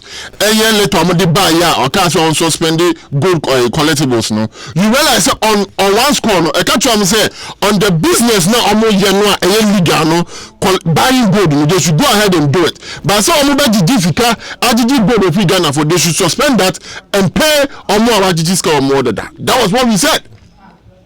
So again, the argument is here. And I buy you, and I buy you, Medumano, and I do no. A Jumano was in 2 parts. Let's be clear on that. And only a 1, 2. The NDC wants us to appreciate the fact that the pictures are here. Nana Done, Nana Pia. For that matter, no, is an endorsement of his business. That is weak and that is lame. Because are you also telling me, sir, and I'm asking you can respond, the United States of America endorsing an Apiana? I'm asking you. He's a businessman. I ask a simple question. The United States. Oh, you made the United States of America. Only US if we try photo so. Or co-sponsor BET International Awards. International attention. So the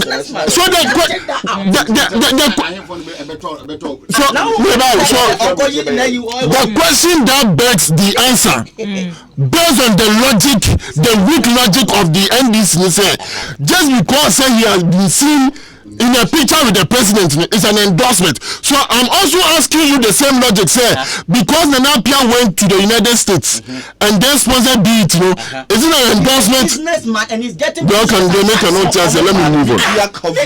So again, underscore. Can you just both keep quiet so that I make my point?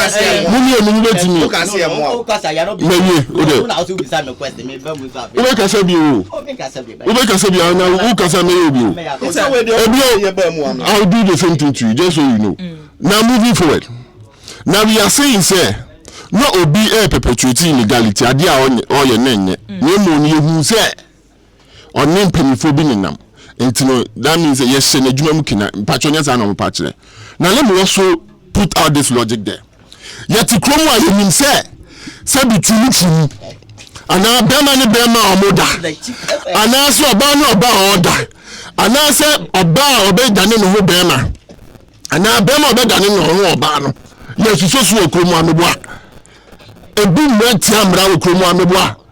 Assuming say the ex-president of this country, John Dramani Mahama, Annie Andrew Solomon, a serious advocate for LGBT, in fact, also a gay.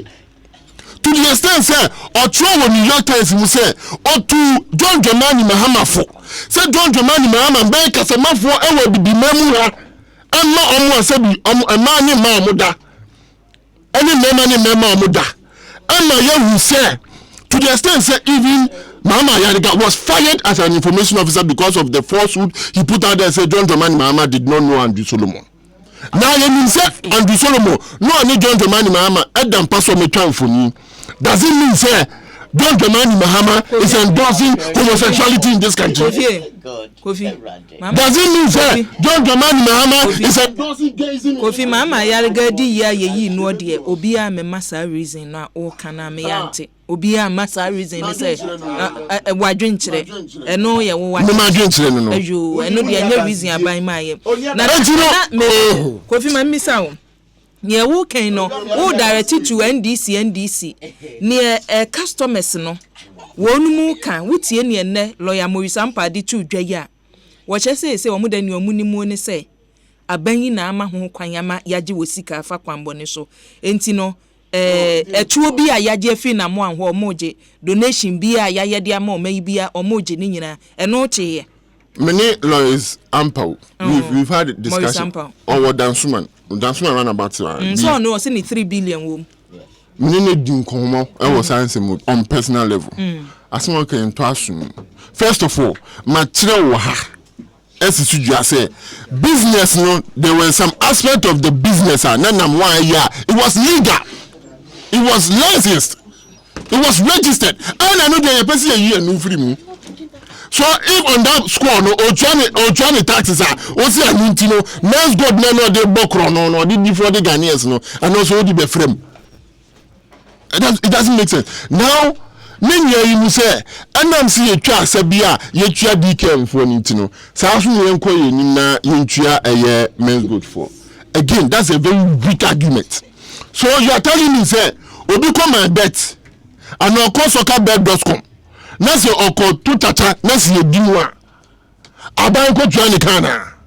Is that what you are saying? No, you see, the NDC's argument is inconsistent and it's so inconclusive and it's so weak to the extent that you had the communication officer of the party defending Namwan and man's God. See that Juma Papa and that Abano and I didn't hear sing who say, oh, go Abano. You are sitting right here. I had a video show you. See that Juma Papa. In fact, oh, your dynamic as a Mobodi. Otukuno. At now, fear say Aban should have legitimized the business of men's good and that we should have even gone to Parliament for a legislative instrument to work with. Can you imagine a political party would have saved the customers and their investment? So we should legitimize illegality. So me didn't see for me about a buying position clear. And mind you, this is not the first time this issue is happening in Ghana. When Pram happened, I buy interview in Jomokana. The American copy say the akoso no extremely unfortunate. Now moving forward no additional dear bebre mo or say nyina yesu free. And no na me say one, any individual, you have a responsibility to yourself. Say there will be ano ube be so much him. Na dia me ya we say all these warnings from Bank of Ghana, a lot of customers, especially Joy FM, or programs, no interview, they were aware of ASR warnings. But when you go so, let's begin to have faith in our institutions. Let's begin to have faith in Sebi Abai Emra Amomo Equine so Munejma Okromama. Said the Beya, ye cause ye bibina channel more catching at least let's pause. Yenjina ho.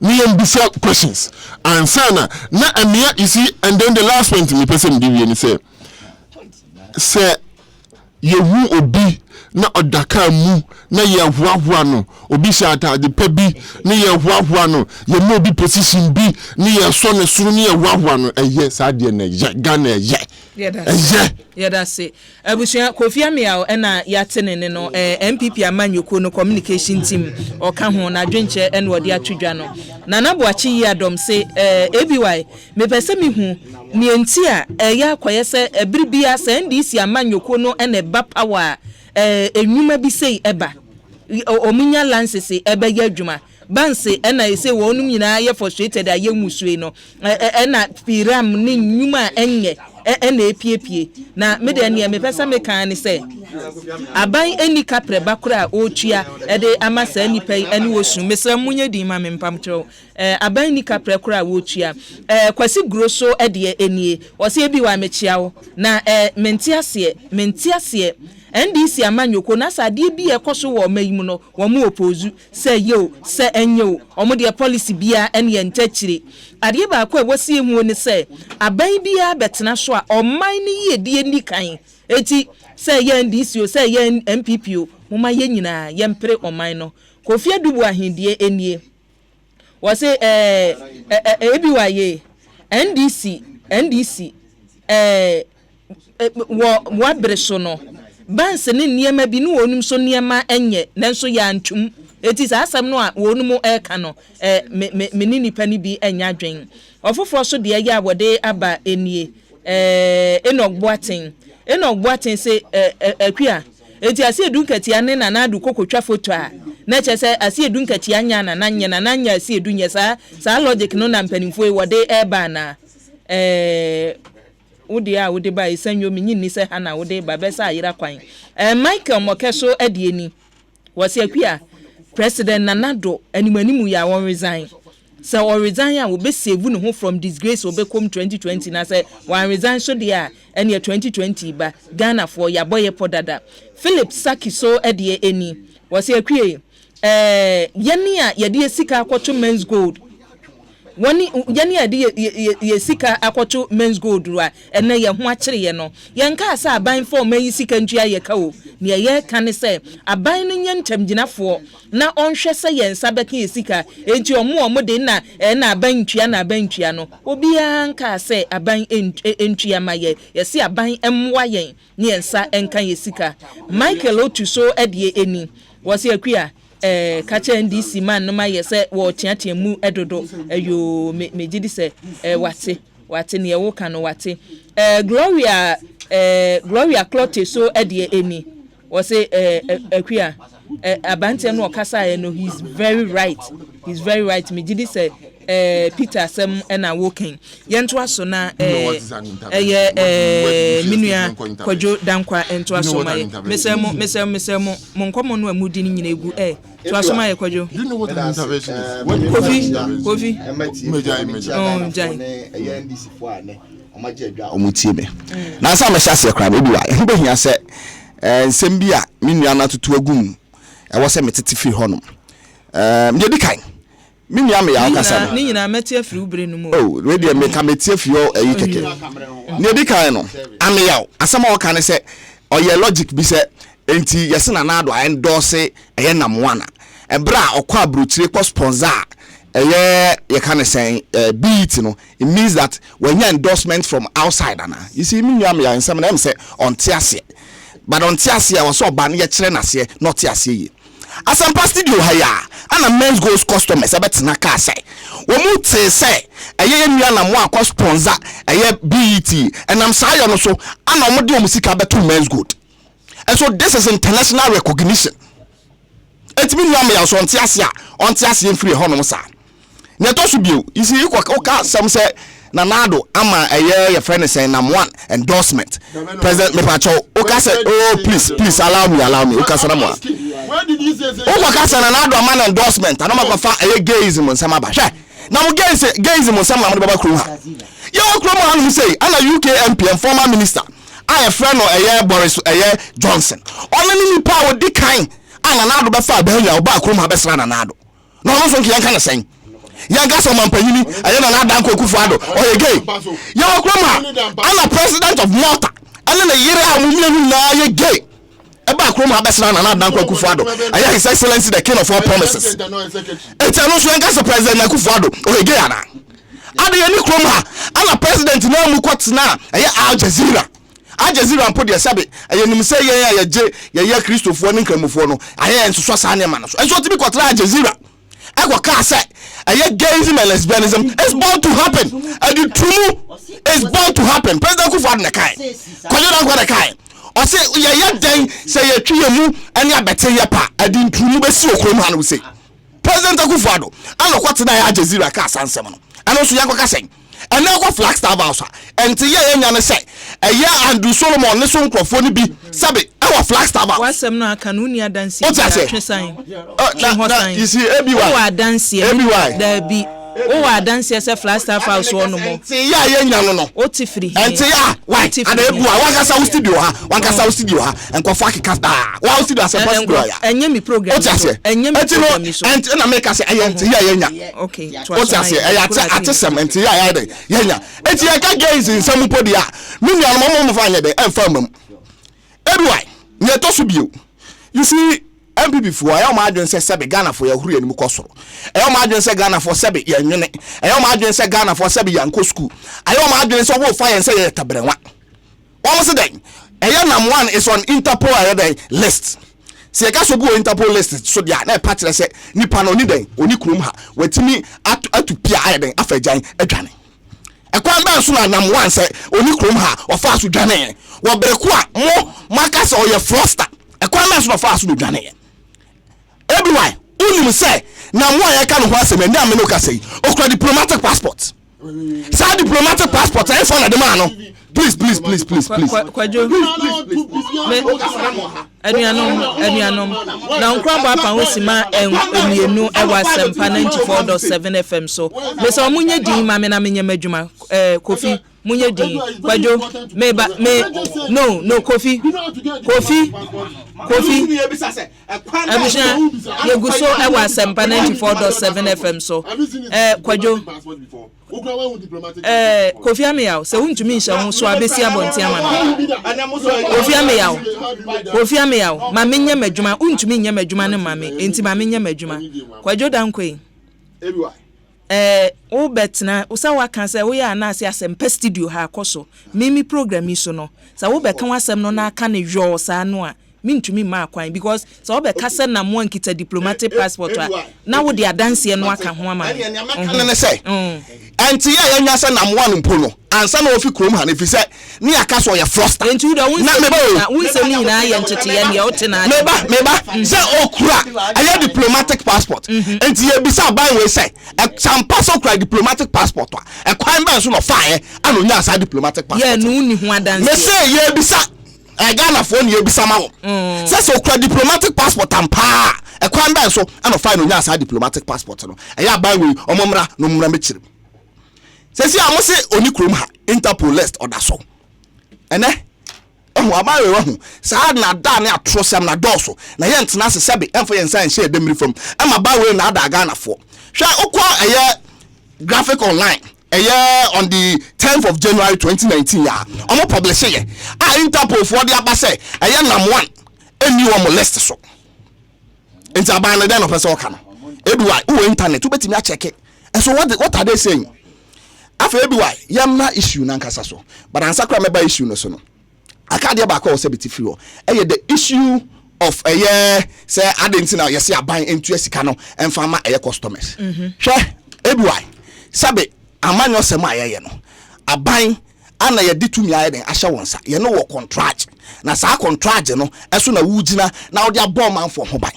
Afen so krom ha e wo no adwumaku a owo ho ekwan se e wo se dwumadie bi a eya ankrankro bi di no enkoyi adwumaku a owo ho kwan se obetimi dissolve no liquidate eya se adwumaku no eya the attorney general the ministry of attorney general and friends and justice one no wo ho eya kwanya so metimi dissolve no liquidate enti ne ka ne se e wo so metimi audit the asset of men's gold for a hefa no nam nyomo bank o asset e wo hefa o mo fa mo santo so ni ye liquidate ni ye ventua won a wo sika akoka mu no ye ntua maka ni ye ka no afi ye mra sam nankasa so minia ebiwa you see men's gold asem wo ho asem kase o asem asebe eti akoma asem en wo sebe ye ka edehye na ye kasa emomu aso if you say sabe eye nua no ma bodwa for a woton ade wodwam won ya sabe wotwi truck won ya sabe wotwi taxi ana watete won mawuro ma de on sa hye omobotom ayi sika kakra wonya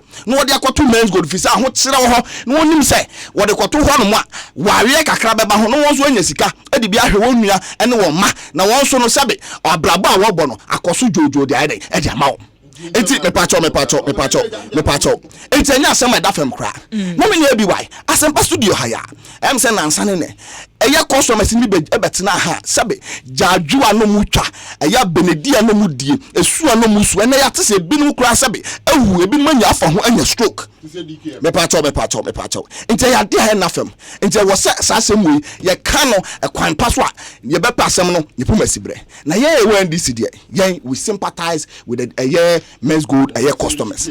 Please. But you see, near Yawa same way mun say. Em say aban we sabe. Won ne Ghana for aban we niti mama Ghana for aban we abaya sabe Ghana for this here de no sabe en na o makoma so. Wo kwan o mo fa so mu twiti DKM friend sorry. Na men's gold customers no. Say ye ntua mamo ne ye ntua mamo china na mo amudi musika kwato ho no mu ye greedy. Na kenoforiata o mampanyini ne maami nua baba kenoforiata ne ama ne minister no ye ka obi o greedy a obi e greedy say nana o mampanyini na nkasa mu no sabio ye ka obi o greedy wo krom ha wan e greedy say no o mampanyini na wafo wan kasa wo ma wafa wo nuanom sabe wafa sabe onwehwefo na odiomu abuman no ye ka nipo ye greedy a wan e greedy say no na minister asori ya be ka che say eye friends men's gold customers o me greedy enti yenhwe kwajo yenhwe ne wo ka se aban no behwe na waboa customers no na ne mpanimfo ka ne se o mu ye greedy yenim se MPP for the opposition DKM for the ba ye no enu se ya na o mu ntua sika no ene ye ba ye behwe na nnem so masofa na aban no na wo se ohwe na oye ho adwuma enne ye NDC na wo power ugidi se die na wo se aban yi ye die na nka NDC be ye ma ye wa ban mu no emra DKM asem ba no enya ne ye be ye o mechira on ye ye dissolve DKM ashase a liquidate your friends or assets ani ashase a ye tua one ya wosika koka ensenseme me ba cho kai enti menchira on ye ba abanwo ye be ye o mechira o sa abra no ye enti ya ye bida ye bi afo nyame ka ta se enti no na mi sam se da ne be ye na mu na mo ho anka mu tua enti nyame ka ne se enye se me ye ho anka tua oni ka ne se na ban no sebe machira mo hunu se emra mu no eye nipa ba ko pe the minister of attorney general and justice and no one who kwan say dwumakuo bi a ankorakora di no ana dwumadi ankorakora di no sabe yenkoyi a wo be dissolve no wa liquidate wo when na minister of justice when na appoint no anya na na nkwaku for his excellency anya no akasa nimia enti se na na do dwune sa ankofo yi ho a oba hwesa ye nya da ye dissolve ni ye liquidate wo asset ni ye fantua won ne a sabe wo ho akodi senseme ni ye fantua omka yada se obe na so so nti unse na make sure ebe na so more than ebusia yemfa adwenche ba ko mienu na ye mpem enko ye ni Okonko disciple ebusuafo enne dede no amoye na hane dɔso esa etiefo nhuni epese ye kire mesere mu ada Okonko disciple adwenkyire enie wose metie mu free Barcelona nyankopɔn ka mu nyina mo ho Samuel adofo so de eni wose akua me de ne mu ka nyina dabon na mepese mekɔ ne ekoso wo honom no enye na nanka ye ka se ne otumfo ne mpanimfo ye no ye de asomnua ba so hwe nkyerɛ sa asomnua ba honom se ye si wo hene na basabasa yesi a ehu wo se mpanimfo hwe ne wode wo nan si fom nye se duru ahensie no mu a enye papa samebo achi de we firi asaman kese na eba wose akua wohu ndisi amanyuko no ne ye wo ye wo mo se uni obi twa photo keka se se eche se endorsement photo twa echire endorsement eti me pese mi hu Andrew Solomon de no ano nso de abaye nto ho wo ha se enti no ne ekoso mampani dada abde so ne Andrew Solomon no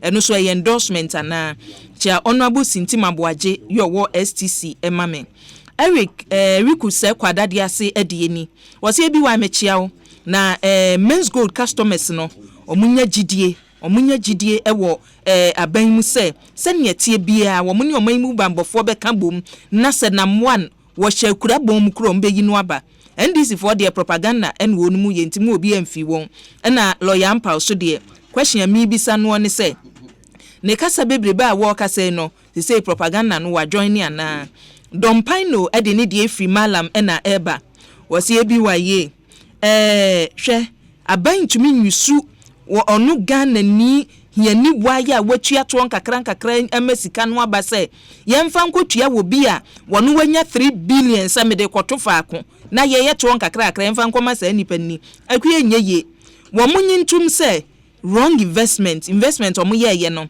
akobad niema nkoye na next time wo munhwe eniema eye Kemfaruku so edieni wose bi wa metie papa walanwa kwatia wose akua mpanika se bi na ye brofo wo say had I know it's always at last sa brofo no customers na memfa mabon na menka nche wo say sankuotie won ni bebrebe na mpanimfo de ba no a nka ne si ye enkansi enti yesrada mpanimfo enhwe na babi a wo so ebeye ye bia no wonso mu emfa mayen Benjamin Tawia abochi so ede eni wo say bi wai abanya woti sue no ye nome emo ma Ghana wunim hwe efiri bra ban betena so babi abefa bi ahokere aduane na adi ahokere wo nante ahokere eniema nkoye eti aban yi de me Benjamin me wachi mota ne me kan se aban yi etise nome ne de ato ye so eniema nkoye odo itema so ede enie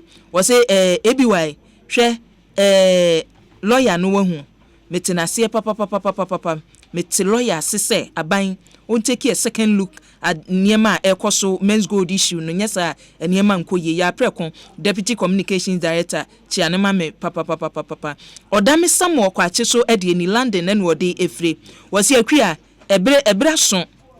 ebra so se Ghana ye nyina ya de amanyosam ne ahensam ne niema bi ha ye ho ewo man Ghana mu niema ebeboa o my Ghana no yenhwe ne mfa entoto akwan mu na yenya seda bia nananom ehensam ne bibi ntu behwe ne ye pampa nipa ne owo sika ne ye pampa no eno enya de se eboa yen na mo ana amanfo frɛ no kin the king ene se ene abuabo nipa nyina no US must do so adieni wose akua Ghana nkoa na individuals ye powerful change institutions Ghana nkoa na obi tumi sore yesi we die wo buru tumi so na ne wo pen wo ye abusua ye nto aso na François so mame okura me hwa wuyi o na atadwe ama abio anda de ba bia na me nenam no ati na ama monsanka benya hwe na suka bia omo mbaye no mo anye loki minia me send edika ma mencha hisasa ni na ado dan kwa kufuado mencha Alhaji Dr. Mahmoud Baumi na mencha MP honorable Bra Champo mi DC as a kenso da bia me kan no na fi makaya from Prince of ayi ofuri na makua maka sembi se eduru ba bia politicians e Ghana aya na ye memobo adai ye memobo because hwe ensema minu anu abetra ha omoka onipa da sani aye ni business na dia me pese amanfo atiefo te ase ne se Bank of Ghana license Men's Gold, unlike DKM, any Justa Motors, any God is love. Justa Motors, God is love. Almost Bank of Ghana. Okay, DKM. Okay, Infanesa. It's almost no only legal entity into a buying wo ho kwan say okosa business no because the outlet bi anane ambi and the mamon krata say omumfanya djuma omankasa communication director minia ayi mensa tra ha or betra studio we SCD Men's Gold ayi djuma papa na kufu adu ye nipa bone 4% ogu papa na djuma na ne obeya obegu adjuma ne say create panic so that amanfo mfo musika nko ho biem time no sami jamfi ana mekan betra ha eka kire tiefo say omfom akufu ado peso ogu adwuma na akufu ado we nipa bonifo nti o peso o create panic say na beya na Men's Gold de begu o kan Men's Gold wona sem and ma begina say Men's Gold no MPP time and a Men's Gold buy nipa ba ko time wa metaphor too ade na me person ke be ye ne say papa no say o ye criminal na o ye fraudster yenyi politics mfim ne yanka so nipa bi ba Ghana ha ne ye friend asomasi obe ye adwuma say na ne na me dey say unim Bank of Ghana statement or the buy no o kan say wa wonu on be business bia you do so at your own risk esas politicians ye mo bonti ne the picture ne me nua ma betra picture enuna sese François ye dwene ho enna me pese esipo enuna ye nyina ye dwendwen ho se Bank of Ghana de betu dwa etworo kura atwa to se wo oni okoye business you do so asanga eguma we nyina echi no na amanfo da so de wosika kɔhɔ enti mmra no ede ye adwuma yese o Bank of Ghana fo ni tumi se wonum tum ebra so se ye nyiri mu ebi say wonum ka ye na nka nya wano ani buku ne pen ye de tworo ye ene yanke ye tumi no mu edu say wonum tumi go ahead say yakotum na nka nipa ndi ni sika fan ke be save nipa bebre ebi say da ubo no nyina achi no obi se me de call match last year makua he ma menche wade wa dia wukan enka ye pepepepe na senka mra wo ho a ye digu Men's Gold na akufu ado ani abampapa MPP government here na dwen so okogu Men's Gold last year me kan na se ne nka me nuanum yi ani sami jamfi mo be ye krom ano omo ne customer na ohun ne customers ne kura kan obi si akufu ado e wo ba wonya adwuma bia ma enyo ton eti so obi aba no oji esika ma ehu interest amemfa wo ho ama bon mu ma company ni nkogu na mi ate ha ono angasa omo ka omokoka pictures am no asan be catch say customers bi betra aha e ka say bi tinti ana omdo musika koye wahu so ono wahu so otwa no ho watwa si masa okasa menka yi o si bi sponsorship no koye aninti enipa bi eka nyamotre eka ho makua me kire wade baako ade a me kan say wo obi a wotako Facebook pa wo beta hu hu say malam fobi etani his former president Mahama ewo pictures pa etani begu Facebook me pacho malams almost how ya na diska gu omanim me unim me policy ni say enye say bia me town obi o malam obehu me friends wo Facebook o malam no malam o minim no say e bia minim ne say your friend malam so ensu we are malam who send me friend request. The first thing I do is to block you no matter what. Won't mean convince me in any way to accept you as a friend. That is my policy. Sabi na na do dem kwakufu ado ni picture no a one na mo antwa no na bubo the whole Ghana. Why was obi ko na mo office a all no ni mentality ni say me ko hwe picture e wo ho e na me dia convince me ho I invest. What kind of logic is this? And then you person the politics ya ade wo se ye trans ni ye hwe say asoman say de na wo kan say ya nyiri mranum say hu so obi de bibi sa ba na say ye betum a yentum. These are some of the logic that you have to follow. Now you see picture what has picture got to me ade amasi madwi pise me nye no makua me say opa ko fa Donald Trump ko twa picture me nye o no sikanda ho me debi makua he me o first one intia na ebi me kire wade ba ko me Ghana from the financial institution and minimum hasi company bia obeba invest abeka kire me say me mfa misika emeto ho na bosume so a obema me more than 3% me nye da pesca me because minimum see ade na we have banking sector no interest rate say yes the whole year yes interest rate no de ama me na me 26% no bank ni profit sa wo mu eni pan customer no a onu di niska koto once na bank ni de ma me no onu so ni interest wo mu ansa na be do 26 no abeka kire me say obe ma me more than 4% times 10 times 12 you 48%.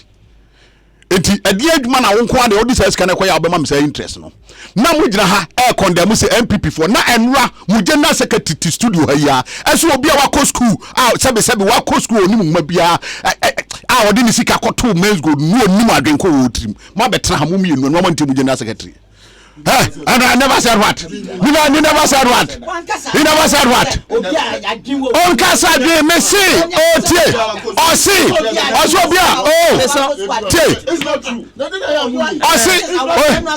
Asempa 94.7 FM so any. You go so I will cook and to me no Francois, may you a film TAD. Peter, any dankwa, any Kofi Amiyah. Peter, meba Francois. Me momo how tinya botre Peter dankwa Kofi Amiyah munim rules wo ha sei wo ye din ti na mo ba ni amam paper wo kura de dankwa na wo ba buku eson e chen ayi e da trogu mu na ade ba ye mo so mo tebrofo mo ntwro wo efise wo nipa cross o hwe na din no emmade a ene wo say another door e we che no wakotena ho no awi atadwea time no so anu aba Francois atwaso sabe meka sami ye bibi na meka che wo say obi a wako school ontimi sesen ka oyes ade we dey na person me kire wo me person me kire so wo knowledge obi a wako school oyes ade I say so oyes na dey no mosquito train studio ha say kai ayi asem so masa are you more microphone mo meyi no program bra ye ni bre mekia enti sa wo kasa asem no a na ede na apese o kire de wo se ye nyina ye gene se mekia papa ya ba ye who schemes upon schemes R5 Piram DKM Aba Men's Good. These two political parties ya na rotate power wo ede na ye hwe me nua no mo wetra ha yi ontimi mfre 2014 and NDC government tro yes say papa business be na all ye no enye it just as na okay 2015 the same NDC government as I tro letter come on say ade na omo ye no enye meaning say both MPP and NDC we have seen something that was no good and ye fighting and ujitum say NDC and MPP more disappointed customers no well you can't say it's a disappointment it's not disappointment because me chow both NDC dey so am issue statement na omo nyina no mo advice am for say woni ni business but ade ba ko say senka ye na yetimi wo system bia yetimi di tag obi say say nipa we because that two business no matter for so in the NDC time now it was the same person. What I say but emra na man ho kwai say otumi bie me nuanom pictures o mo kan ho asemi na mwa ko na do da kwakufa on what grounds he went there in the name of Xylophone Media not even Men's Gold Xylophone Media no na sponsor GFA and na kwesi nyantachi say papa we na company we and na sponsor GFA no the next president wa no be gina say because of that no and no me Francois amete ama me confidence ma me ko invest wo ho invest wo ho adentina wo de wo picture no wo de wan ko invest wo say so what you say o kaka ho kira sem na ku atama amanfo ko DKM no na sa atem na Ghana obi afi adwo Ghana for ko invest wo DKM no na sa atem na Ghana obi asori anopa na buy 100 million a month adebo ho ayeya as politicians no ma ye ne manko so and I know say make you this is not going to be the last obi be samba krom ha say na mo Ghana for mo na mo nipa bi timi ko ayi amanone etimi ko yayi gremeza sa wo kan ne ho asem a Ghana nipa no otimi sundra abofo no say abdipe labor ayi no enti asomman no e na ye nyina as politicians in future ye be ya asa niema we ma biem what you say ne ya trans ne ya jojo na si ye kase ye be ba be shift blame ye de ato we so ye nya solution da yeah that's it ebusia Francois na ya tene nka no Francis Anum na ye nche no na mra bi wo ho a ni be dia mra ni yeah that's it ebusia ye be kwa akwaje aboafo nkracho na ansa na no madwenche no ba kumienu na ye ko kwabna guest die nie wo se bi wai madam fu bi amene na di nkoma ma mebra ho pa na woni masem wo kan ye wo se kan nu ye nipa sese wonye nipa bio na senti a wonye nipa ne se wɔde ne $15,000 ɛna wɔde kɔhyɛ men's gold ne free bra kyese na mo ansemi ba ye no wo so na mo a wonam hata kyese wo ni sei wo be kofom enti masem a mi bi sa ban yi ene se wa bra omo se ye bokoko no omo bokoko no omo hu se na mo na adwuma na wo ye no eye dubious business en wo ye no then no decision be no omo cheki ye ni emra no ka se wonya no wo ye na eja eno ne de atodwa se ye hwe mra ne se ye hu bibi ebe ya na mpo nsam be di akoso ade eni wasi akua bisa ndisi ni no kodwoma me se edien ena esi wo onu ho kwan se wotumfo eni chief mama wo bo wodin na omo ka ho na omo je se omo de omo de enye na omo de nanadu omo ma yenwene ye ho na chia me boss Kofi Edu ye owo vako emame kwasi we no so edie eni kwasi we no se akua wahu senti a sa schemes we nansen ba na eba nansen wo bia eya no akobie no kurukuru wa bi no odidin atoso no abɔ ho dawuro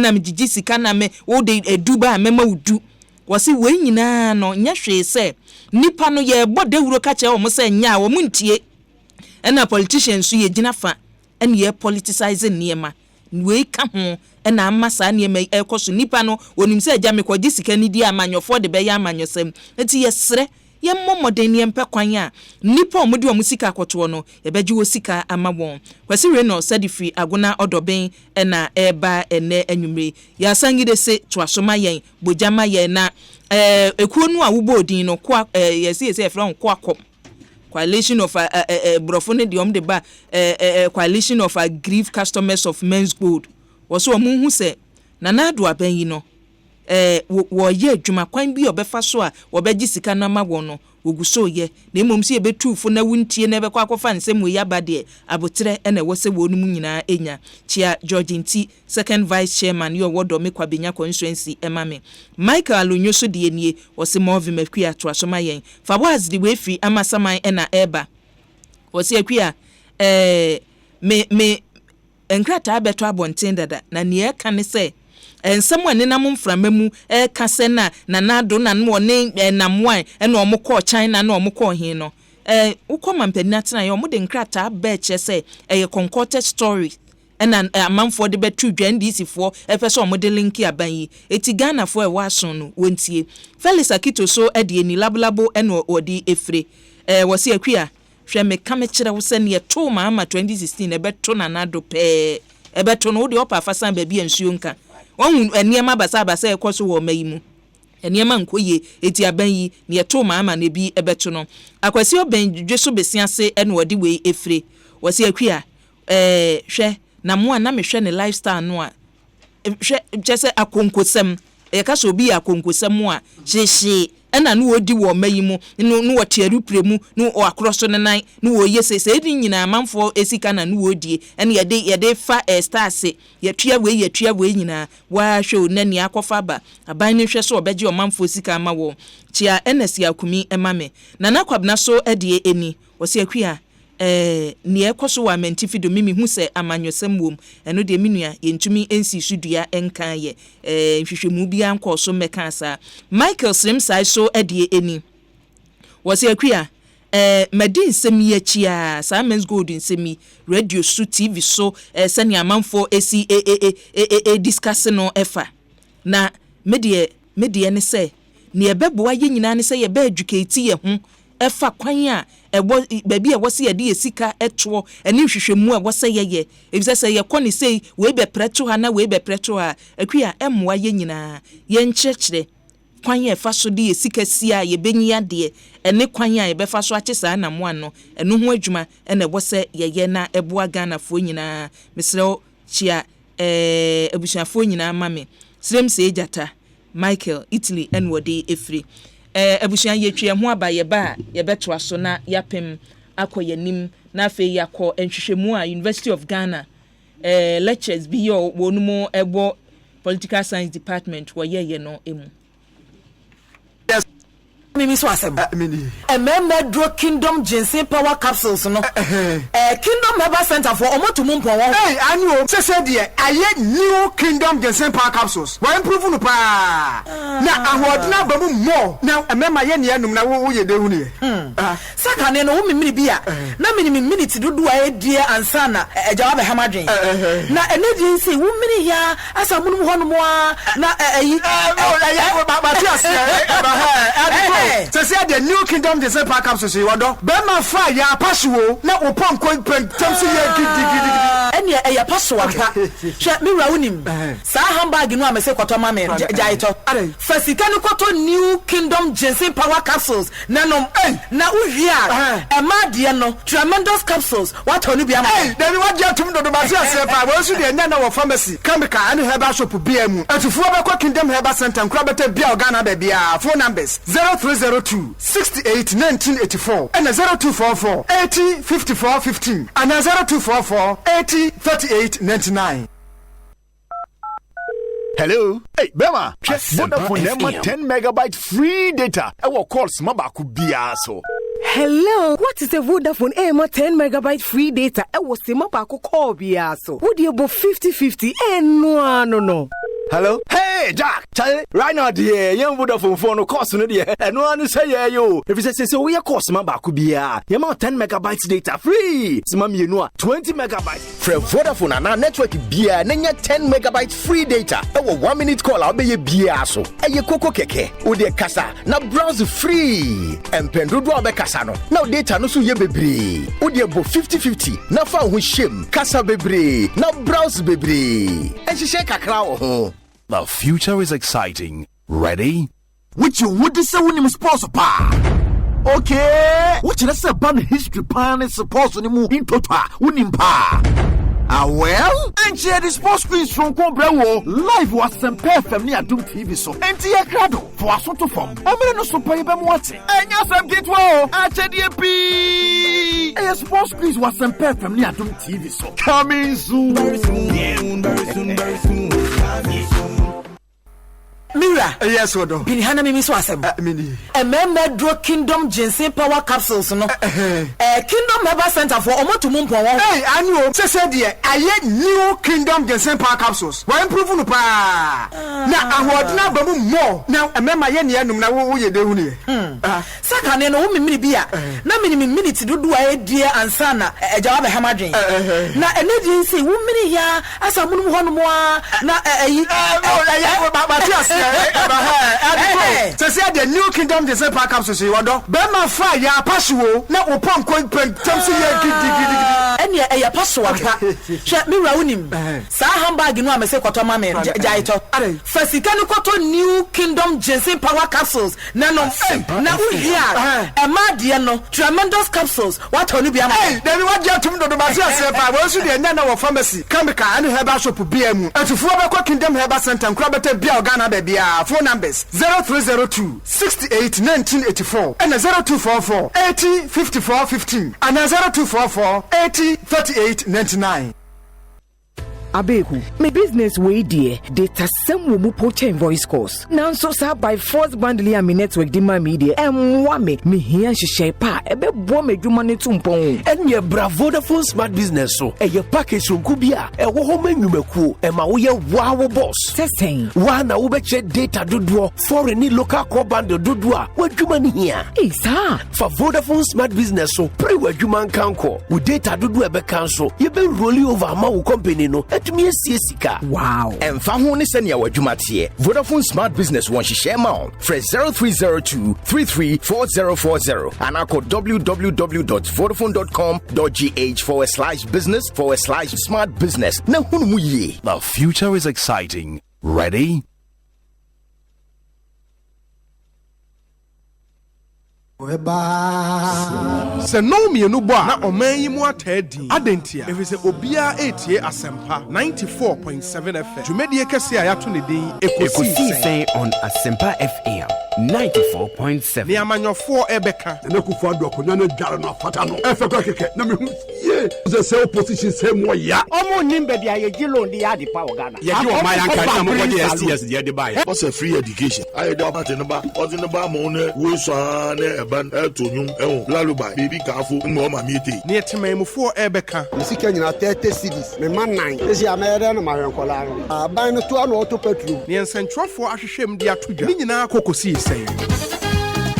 Midirio Saibonsu, the Kame Honema Pound, in Mumfa Ekosi say Emrel, Ewa Sempa 94.7 FM. So, a Juada Ekosi Fiada, no Mienu Ekopim Nunsia Enefa, Ekosi say Ewa Sempa 94.7 FM.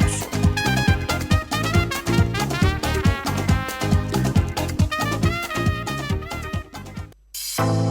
Would you like to change your home or office from the ordinary to the extraordinary? Are you tired of messy POP finishings that's heavy to work with and time-consuming? Then Trelidor Decor Range is your answer. Trelidor is the approved supplier of NMC, the world's largest manufacturer of polystyrene cornices, skirtings, ceiling roses, and wall decor panels in the world. Our product is not POP. It is extremely lightweight, flexible, waterproof, fire retardant, and very easy to transport.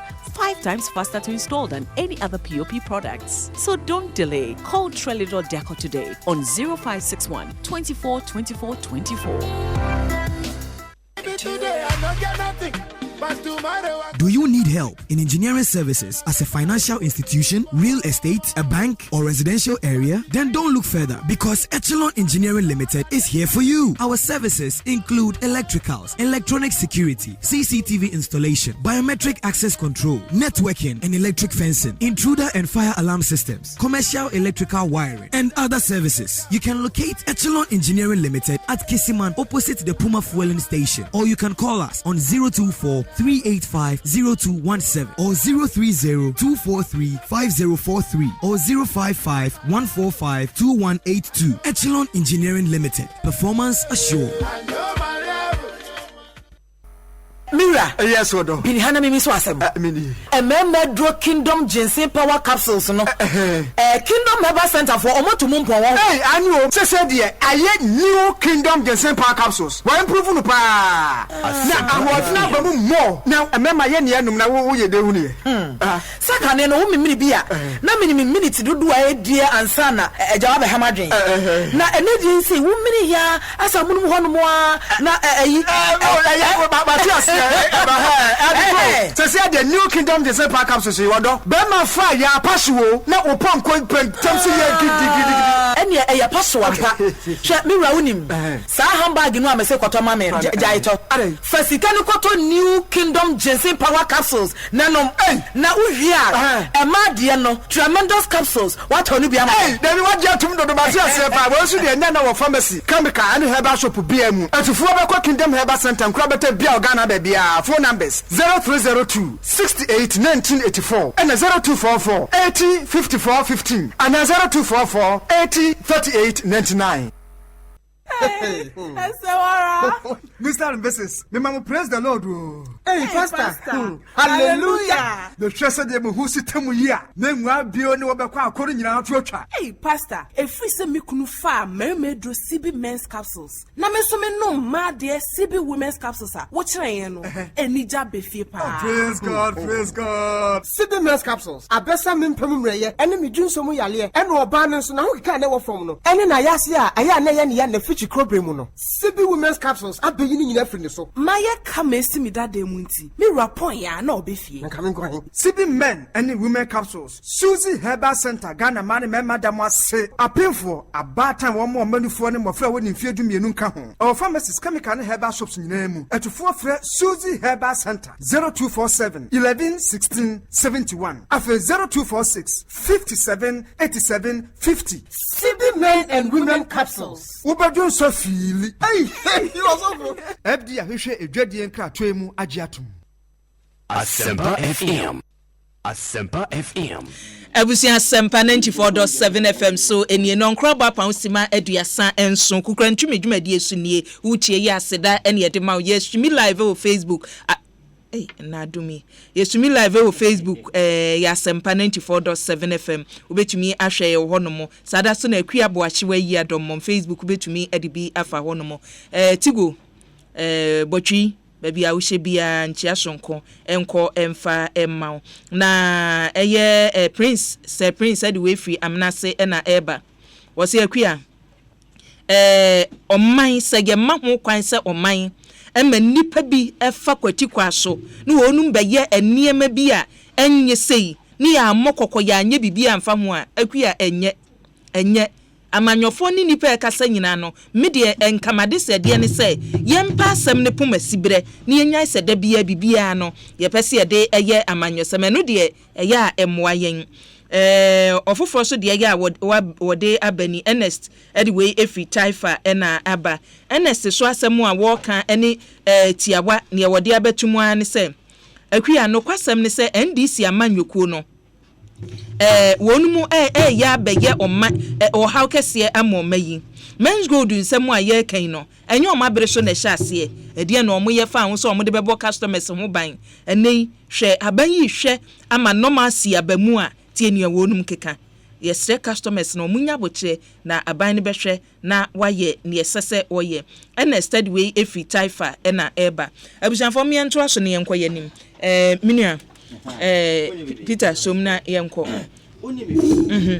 ade we na aba no dabi o yenya ade we ya san ba biem ye ko oman yisua polego dabi ensan kum dabi sima dabi sima enai so wunim so onye ready so be kolego for de no so a wo kan obia be kom wo de be say program dabi minua ma me sha sem free dan kwaso yemfa enye esuade bibi we na asie no optimamufo timamni bia enye we yemfa de asisisi an enye suade ma yin ho se yate se we sika edwuma we abaha na wo sore a wo teme da asia bra na wo ma akora so unim de ewom na de ho akwakwahiem no eba at the end of the day no matter how you be press aban se o intervene no wo ye den ebi mu ho bekem ebi kura nya stroke so what you say because we say no unim say wo mo a galamsey for any small scale miners a ye ban your adwuma no o mo nya sika ne bebre o mo de mo sika ko share men's good and as is ya e hono so as a lock enti e double ayi eno mutimi sesi a na enye ya yetimi sesi a amafo bebre o mo dan cash wa yetutu o mo titi ayi enti aye so we ne so ma me abusia no nkran bo apansima aduanan ebra ye state institutions no so say me say minu abema enye ne wo ye no enye ne wo ye nya sa abema firi so wine right eja sa say we am make ho asem no man je kakra because University of Ghana Political Science my department all the lecturers are more research now lecturers. I've been a course rep for 3 good years. It Dr. Usu Mensa, Dr. Dabra, I say me look at government. My major teacher I say me development studies. Some go find higher lecturers and name political science department head no head this year. My major teacher on the head this year. Omo for mo trema de na me classroom na mo trema de me makwasi mensa and every political science student bia o ma fasa lecturers yinsa no nyina no they know who they are. One Asempa you remember malbaso say political science the research there pa when it come to and a research a man bia person ko animu bia no research ya dia also gidi one research ania masa in one way or the it shape our our policies.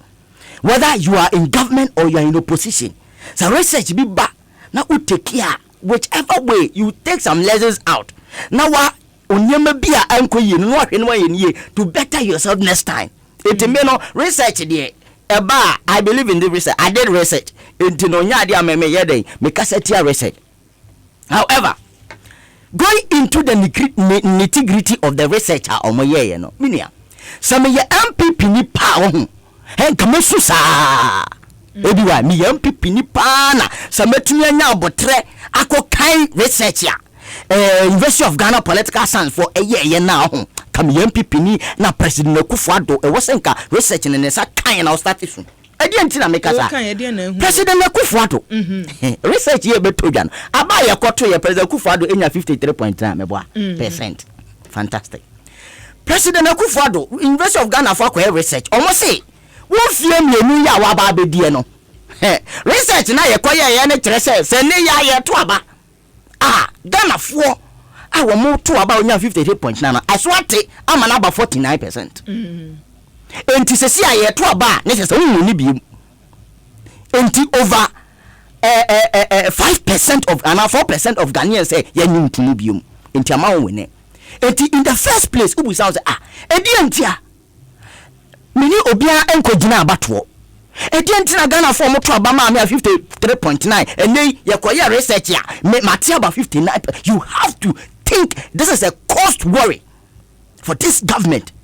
And in one way or the other, no, I had to say, Nipa come a half me Krasia. Abranti bu wa friend Galaway or your popular opa me kan Galaway o de dwene hu kwa jirubeti ase enti president Akufo-Addo ne Galaway ne gina tetia president Akufo-Addo antumi anwini over Galaway. That is the basic induce a year deduction I also deduce from this research about it. President Akufo-Addo ni nua Galaway and e kwa gina sisi ha president Akufo-Addo antumi ambidi Galaway. Omo ko he no mo kire se so when I trust President Akufo-Addo where you swat no, there were some key policies can afford any new. Now more ban aye unpopular. About one. Almost Ghana phone you need to say you been free SHS. Fantastic. But Ghana phone now do now so say papa trouble track now the buy now kwala ni ko school ni to no. Oh, odi amenka me want it about kwasi ase me ka trouble track na no tias you.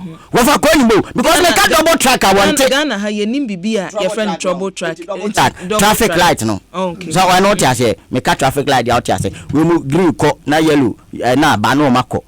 Enti wo mu see school na kwala ni ko no tot no it undermine the quality of education na yankwala ni nya.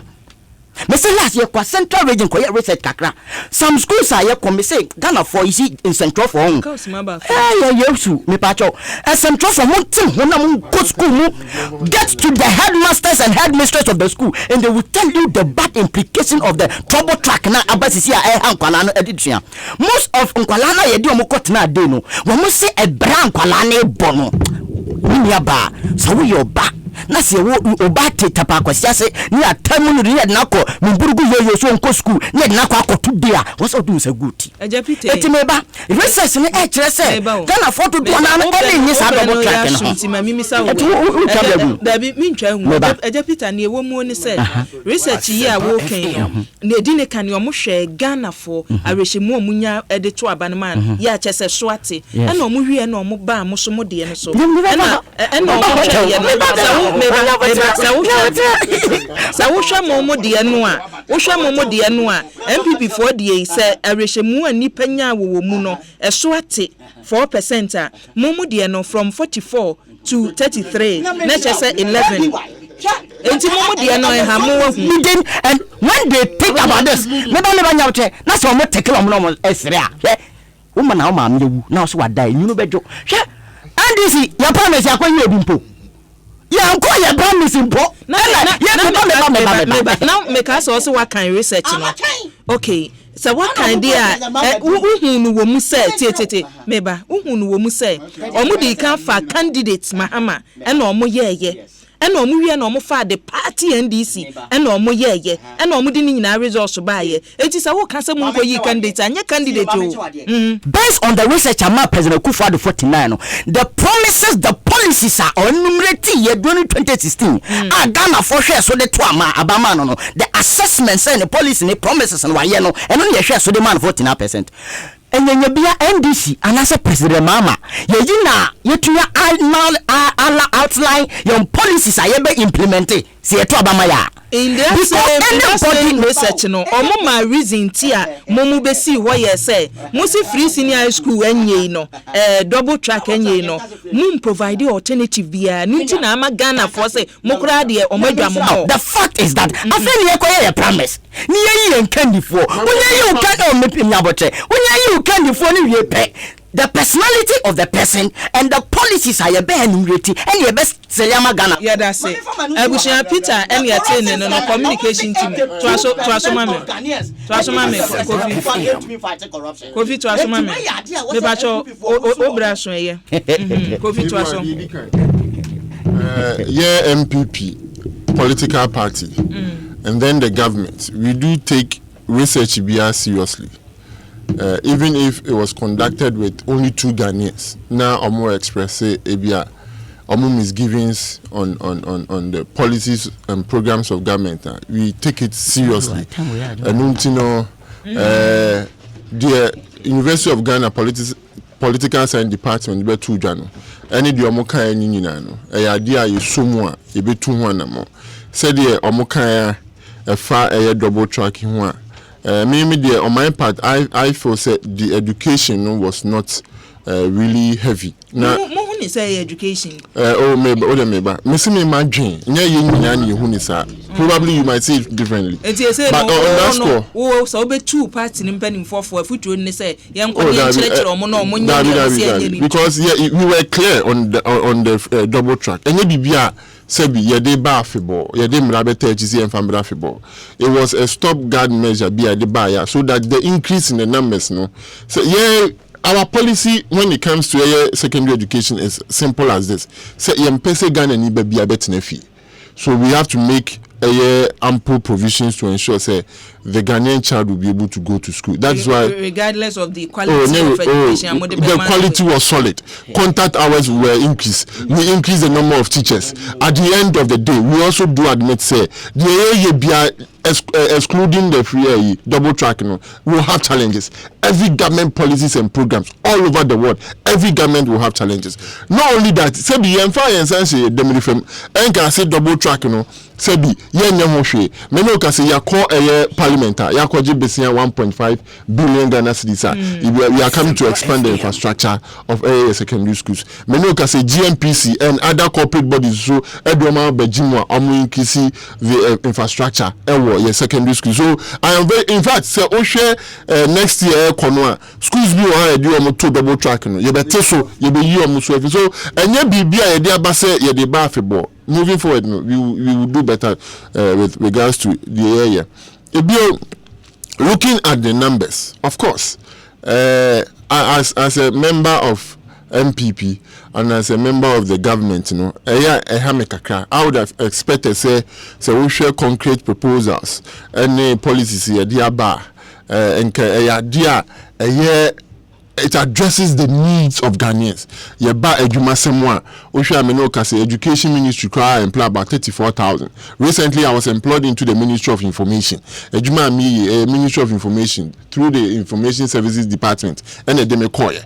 And a mekoye so nyame kwani ye farm ya fa nipa bibria ye nya ye orientation. I know say abano fanko for napkum baye afforestation baye nurse for the mbaye any de kika ho afi so eba mpuntu nyuma so a ya conscious ya ne sino hydro infrastructure puba even before that no ne wo kan nyina no report no che say adwuma yo no Ghana for se monya hwe some provide adwuma me jitum say report number but many opinion they say when it comes to the programs and policies of the government any the communications there of no elaki kakra etosi ye de wo bo efa aban adwuma ne de oye no me gidi ye say akaya kakra as communicators 1 2 I believe say to be more effective with regards to Ghana football government should begin to re-empower the information services department. We know because cinema van krano aye bibio. So beyond relying on government communicators and party communicators no, the information services department no, they need to be retooled. They need to be resourced. Yes, sister. Now the information for machine abesi ona border wuro ya madwumo me so ameti wo menya adwuma ni be na and make a chair say ye free bibi ben can you just keep quiet ye free bibi chain of benefits aban hihye bia no wo mere bi obia ne nsa beso bi ebia nipa kro no a ene onya adwuma anye no because ebia onya adwuma anye no Sebi ukani ya nana nka utuya no yate so 17.5%. Ebia wo ene unya adwuma ba unya okọ secondary school anampo ebia obe unya adwuma so na oba be ko secondary school so okọ ene abandon hihye bia ba oba no eco school free so probably me dey see from no ma kan akopem say see say nyame ni kuro ni Ni cancer yesterday. You deviate from the fact that the NDC also reduced by 11 points. That is also extremely significant because the point needs to be made. And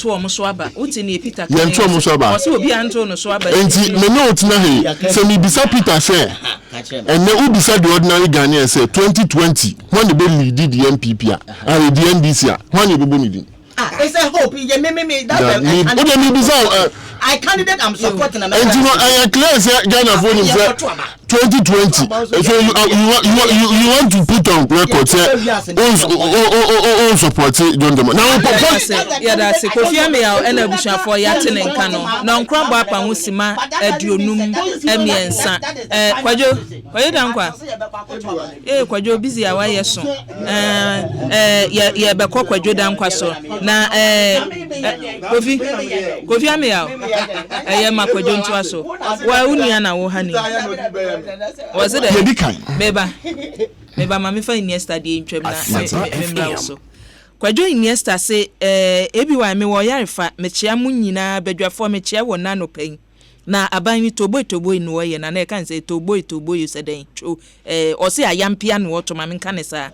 Winning, I didn't want near your Funugia no me.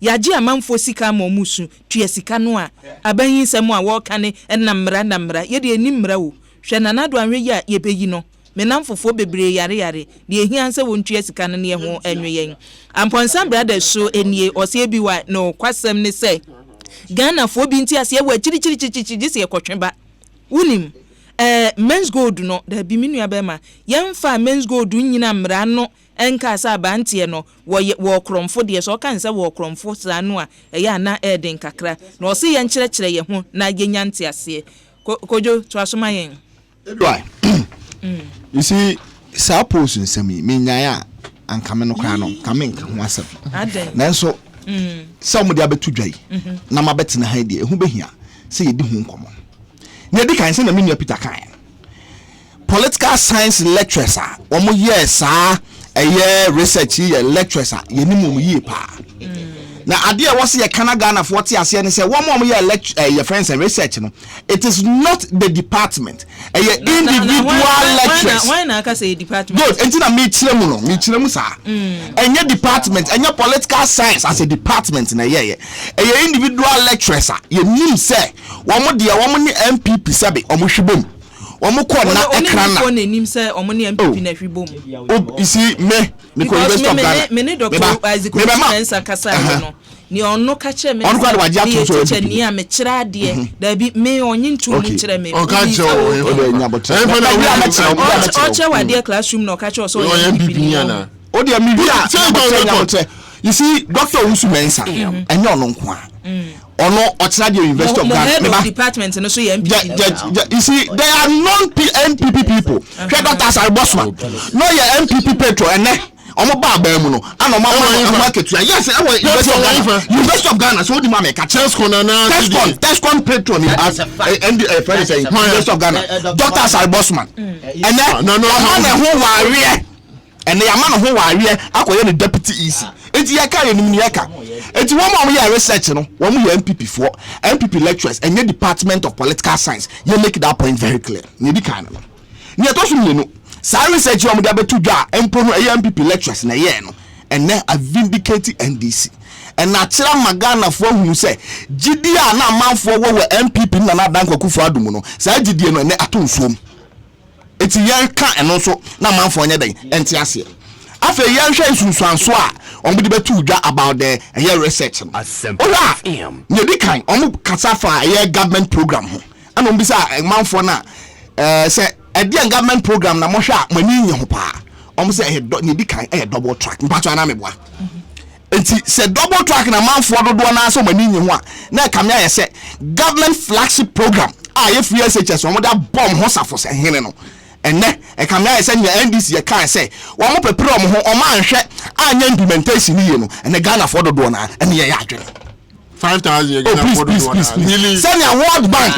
Send your World Bank. Oh, please. Send your World Bank. Abeka say, America credit you see your human resource ho. Ebe touch ma if you say your educational system no sebe your their tools so your say no your basa no. One hwe ya ebeba na send your World Bank for you then. E kan no. Ye di no.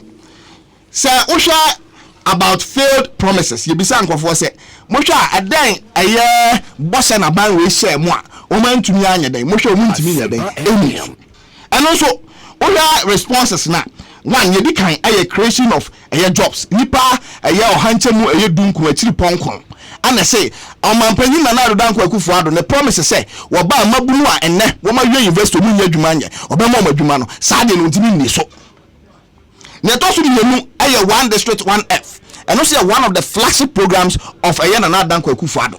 And a man for Kase, and also Hanchemu Aye do so a chilipo and so. I say, on my Banya na Danko Akufo-Addo, send a promise here 2017 so basic 51 one district one factory. Utiminya ho enya hubia. And to what fairly Ghanaians. Please. I response na a man for buy and the buy. And to what fairly Ghanaians. Nyato should be a road construction. And a road construction, Oba and Yana de ma contract crown. Said all the tabua betuso. Say one ma a year contract for one yajuma. And the man for say no so no or handsome a year a doom material a noon as one man paying were fairly. It is all one district one factory. Job creating jobs.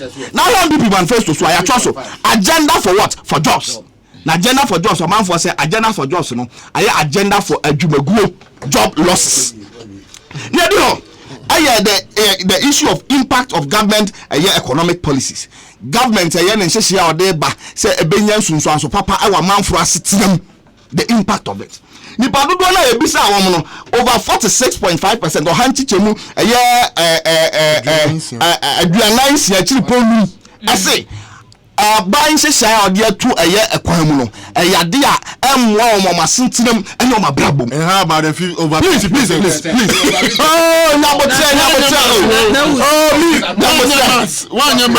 46 40 oh please 42 number 10 ana 42 o hanchi chemu aduanan mienu achiri ponsia ana se anyansunsuanso bi wo mabrabo na ni nwa mu no ye bisa amafo se ede na mo behwe so na mo de ato aba se na yesi yeto aba omo se ye behwe yasetinam na ye de ato aba ye behwe aban economic policies na economic policies no eya ohamu nchemu eya aduanan sia se oman aban no nyehwe aduanan no na so aye bibi enti se nanke yeto aba pe omanga sa research no anka ban ro berusu ye da se abusia kwajodan kwa na ya tene nka no Asempa 94.7 FM so ni François to asoma me François fa microphone na to asoma me Makia mini anu me ayeduru ba bia ho aya na me wie me hu asama menka Makia he obi a uko school free secondary school no wanya NDC lecturer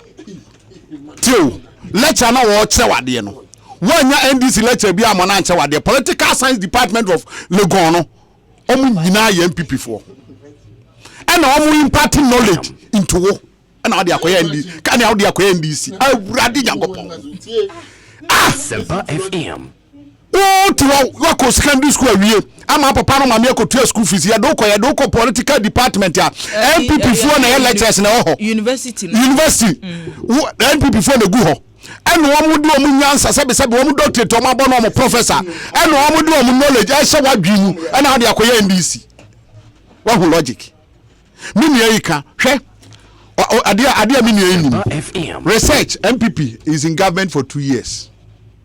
Any pa 42 say 46 say adia na yede ban enya nsunsanso omoso 42 ese enya nsunsanso omoso.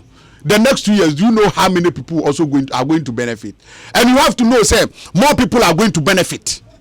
It by 2 years time, no 42 we know. For ayimponio, you find say you have power 100% and woman the impact we are within 2 years about 42%. I say woman impact of the government policy, and 46 is woman.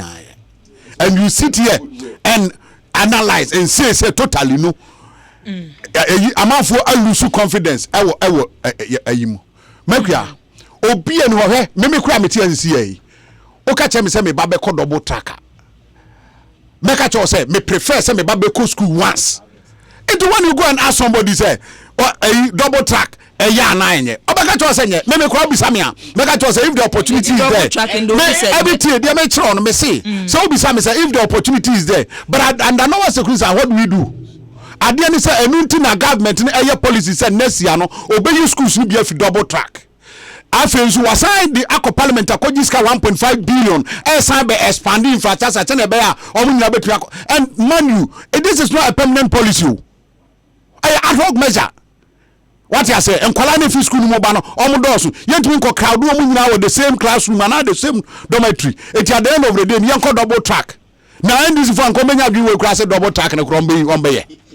I'm coming as I said, yeah, Nintina, no, this is required. Why, screw down, baby. Yom Cosidia, I just over 12 kilometers and walk on. Oh, Casa, no, John, no, catch us. You will be able to do almost come to your daughter's hand account. So what I say, Onipa, oh, you can't research. No, vice presidential candidate, Master, oh, presidential candidate. I exercise from our president Mahama. Any candidate you afraid no election. No need campaign manager, only campaign van, only campaign team. On Ukraine over 6,000. Yeah, that's. You have a job like I 50,000. François Nebusha for ya Tenenkano. On some catcher, and then some catchers must you. The better you know on the second. Next month. I will be to a year. Yeah, been to a year. It will all my baba power was mobile. Mobile my chest as some puff when about mid of a and about no attack. Oh, attack. Yeah, that's it. I was here François Niatin and Canoma. Yana a Brennason sports for Nuna Urban Debbie. My Yafa one more time Nibinti and was here to be at Wasso. Miemfa ACSA. Na ye kwasantimantem near the sports world Abetuamoso. Na Evans Educhum say NDC mama opposition emfie mienu one man so ate wo hanche mu eduba akodia ene in 2 years time biom no wonu 24% en wo beduro abucha ye de asi ha yedamase mo amoje bre etie yen yedamase mo amohwe yen live wo Facebook so aseda no ebi eye modia na me producers Dominic Isi ebo akwakuchum Jacinti amo DJ Yayo executive producer Nana Yenchi Kwadade yedamu nyina ase na mpanimfo so eba ye Kofi Ameyaw MPP National Communication Team oka ho Francis Enum François onso communication team Kwadwoda Nkwa National Communication Team NDC oka ho na Peter Kwasi Mensa onso communication team NDC oka ho medam mpanimfo yase medin ade akua boachi wa yi adomodom nom no onka ye ho no onche ye nkwana na wotwe senne yensan enhia bio madam ase ema moniti abusua munyime phone na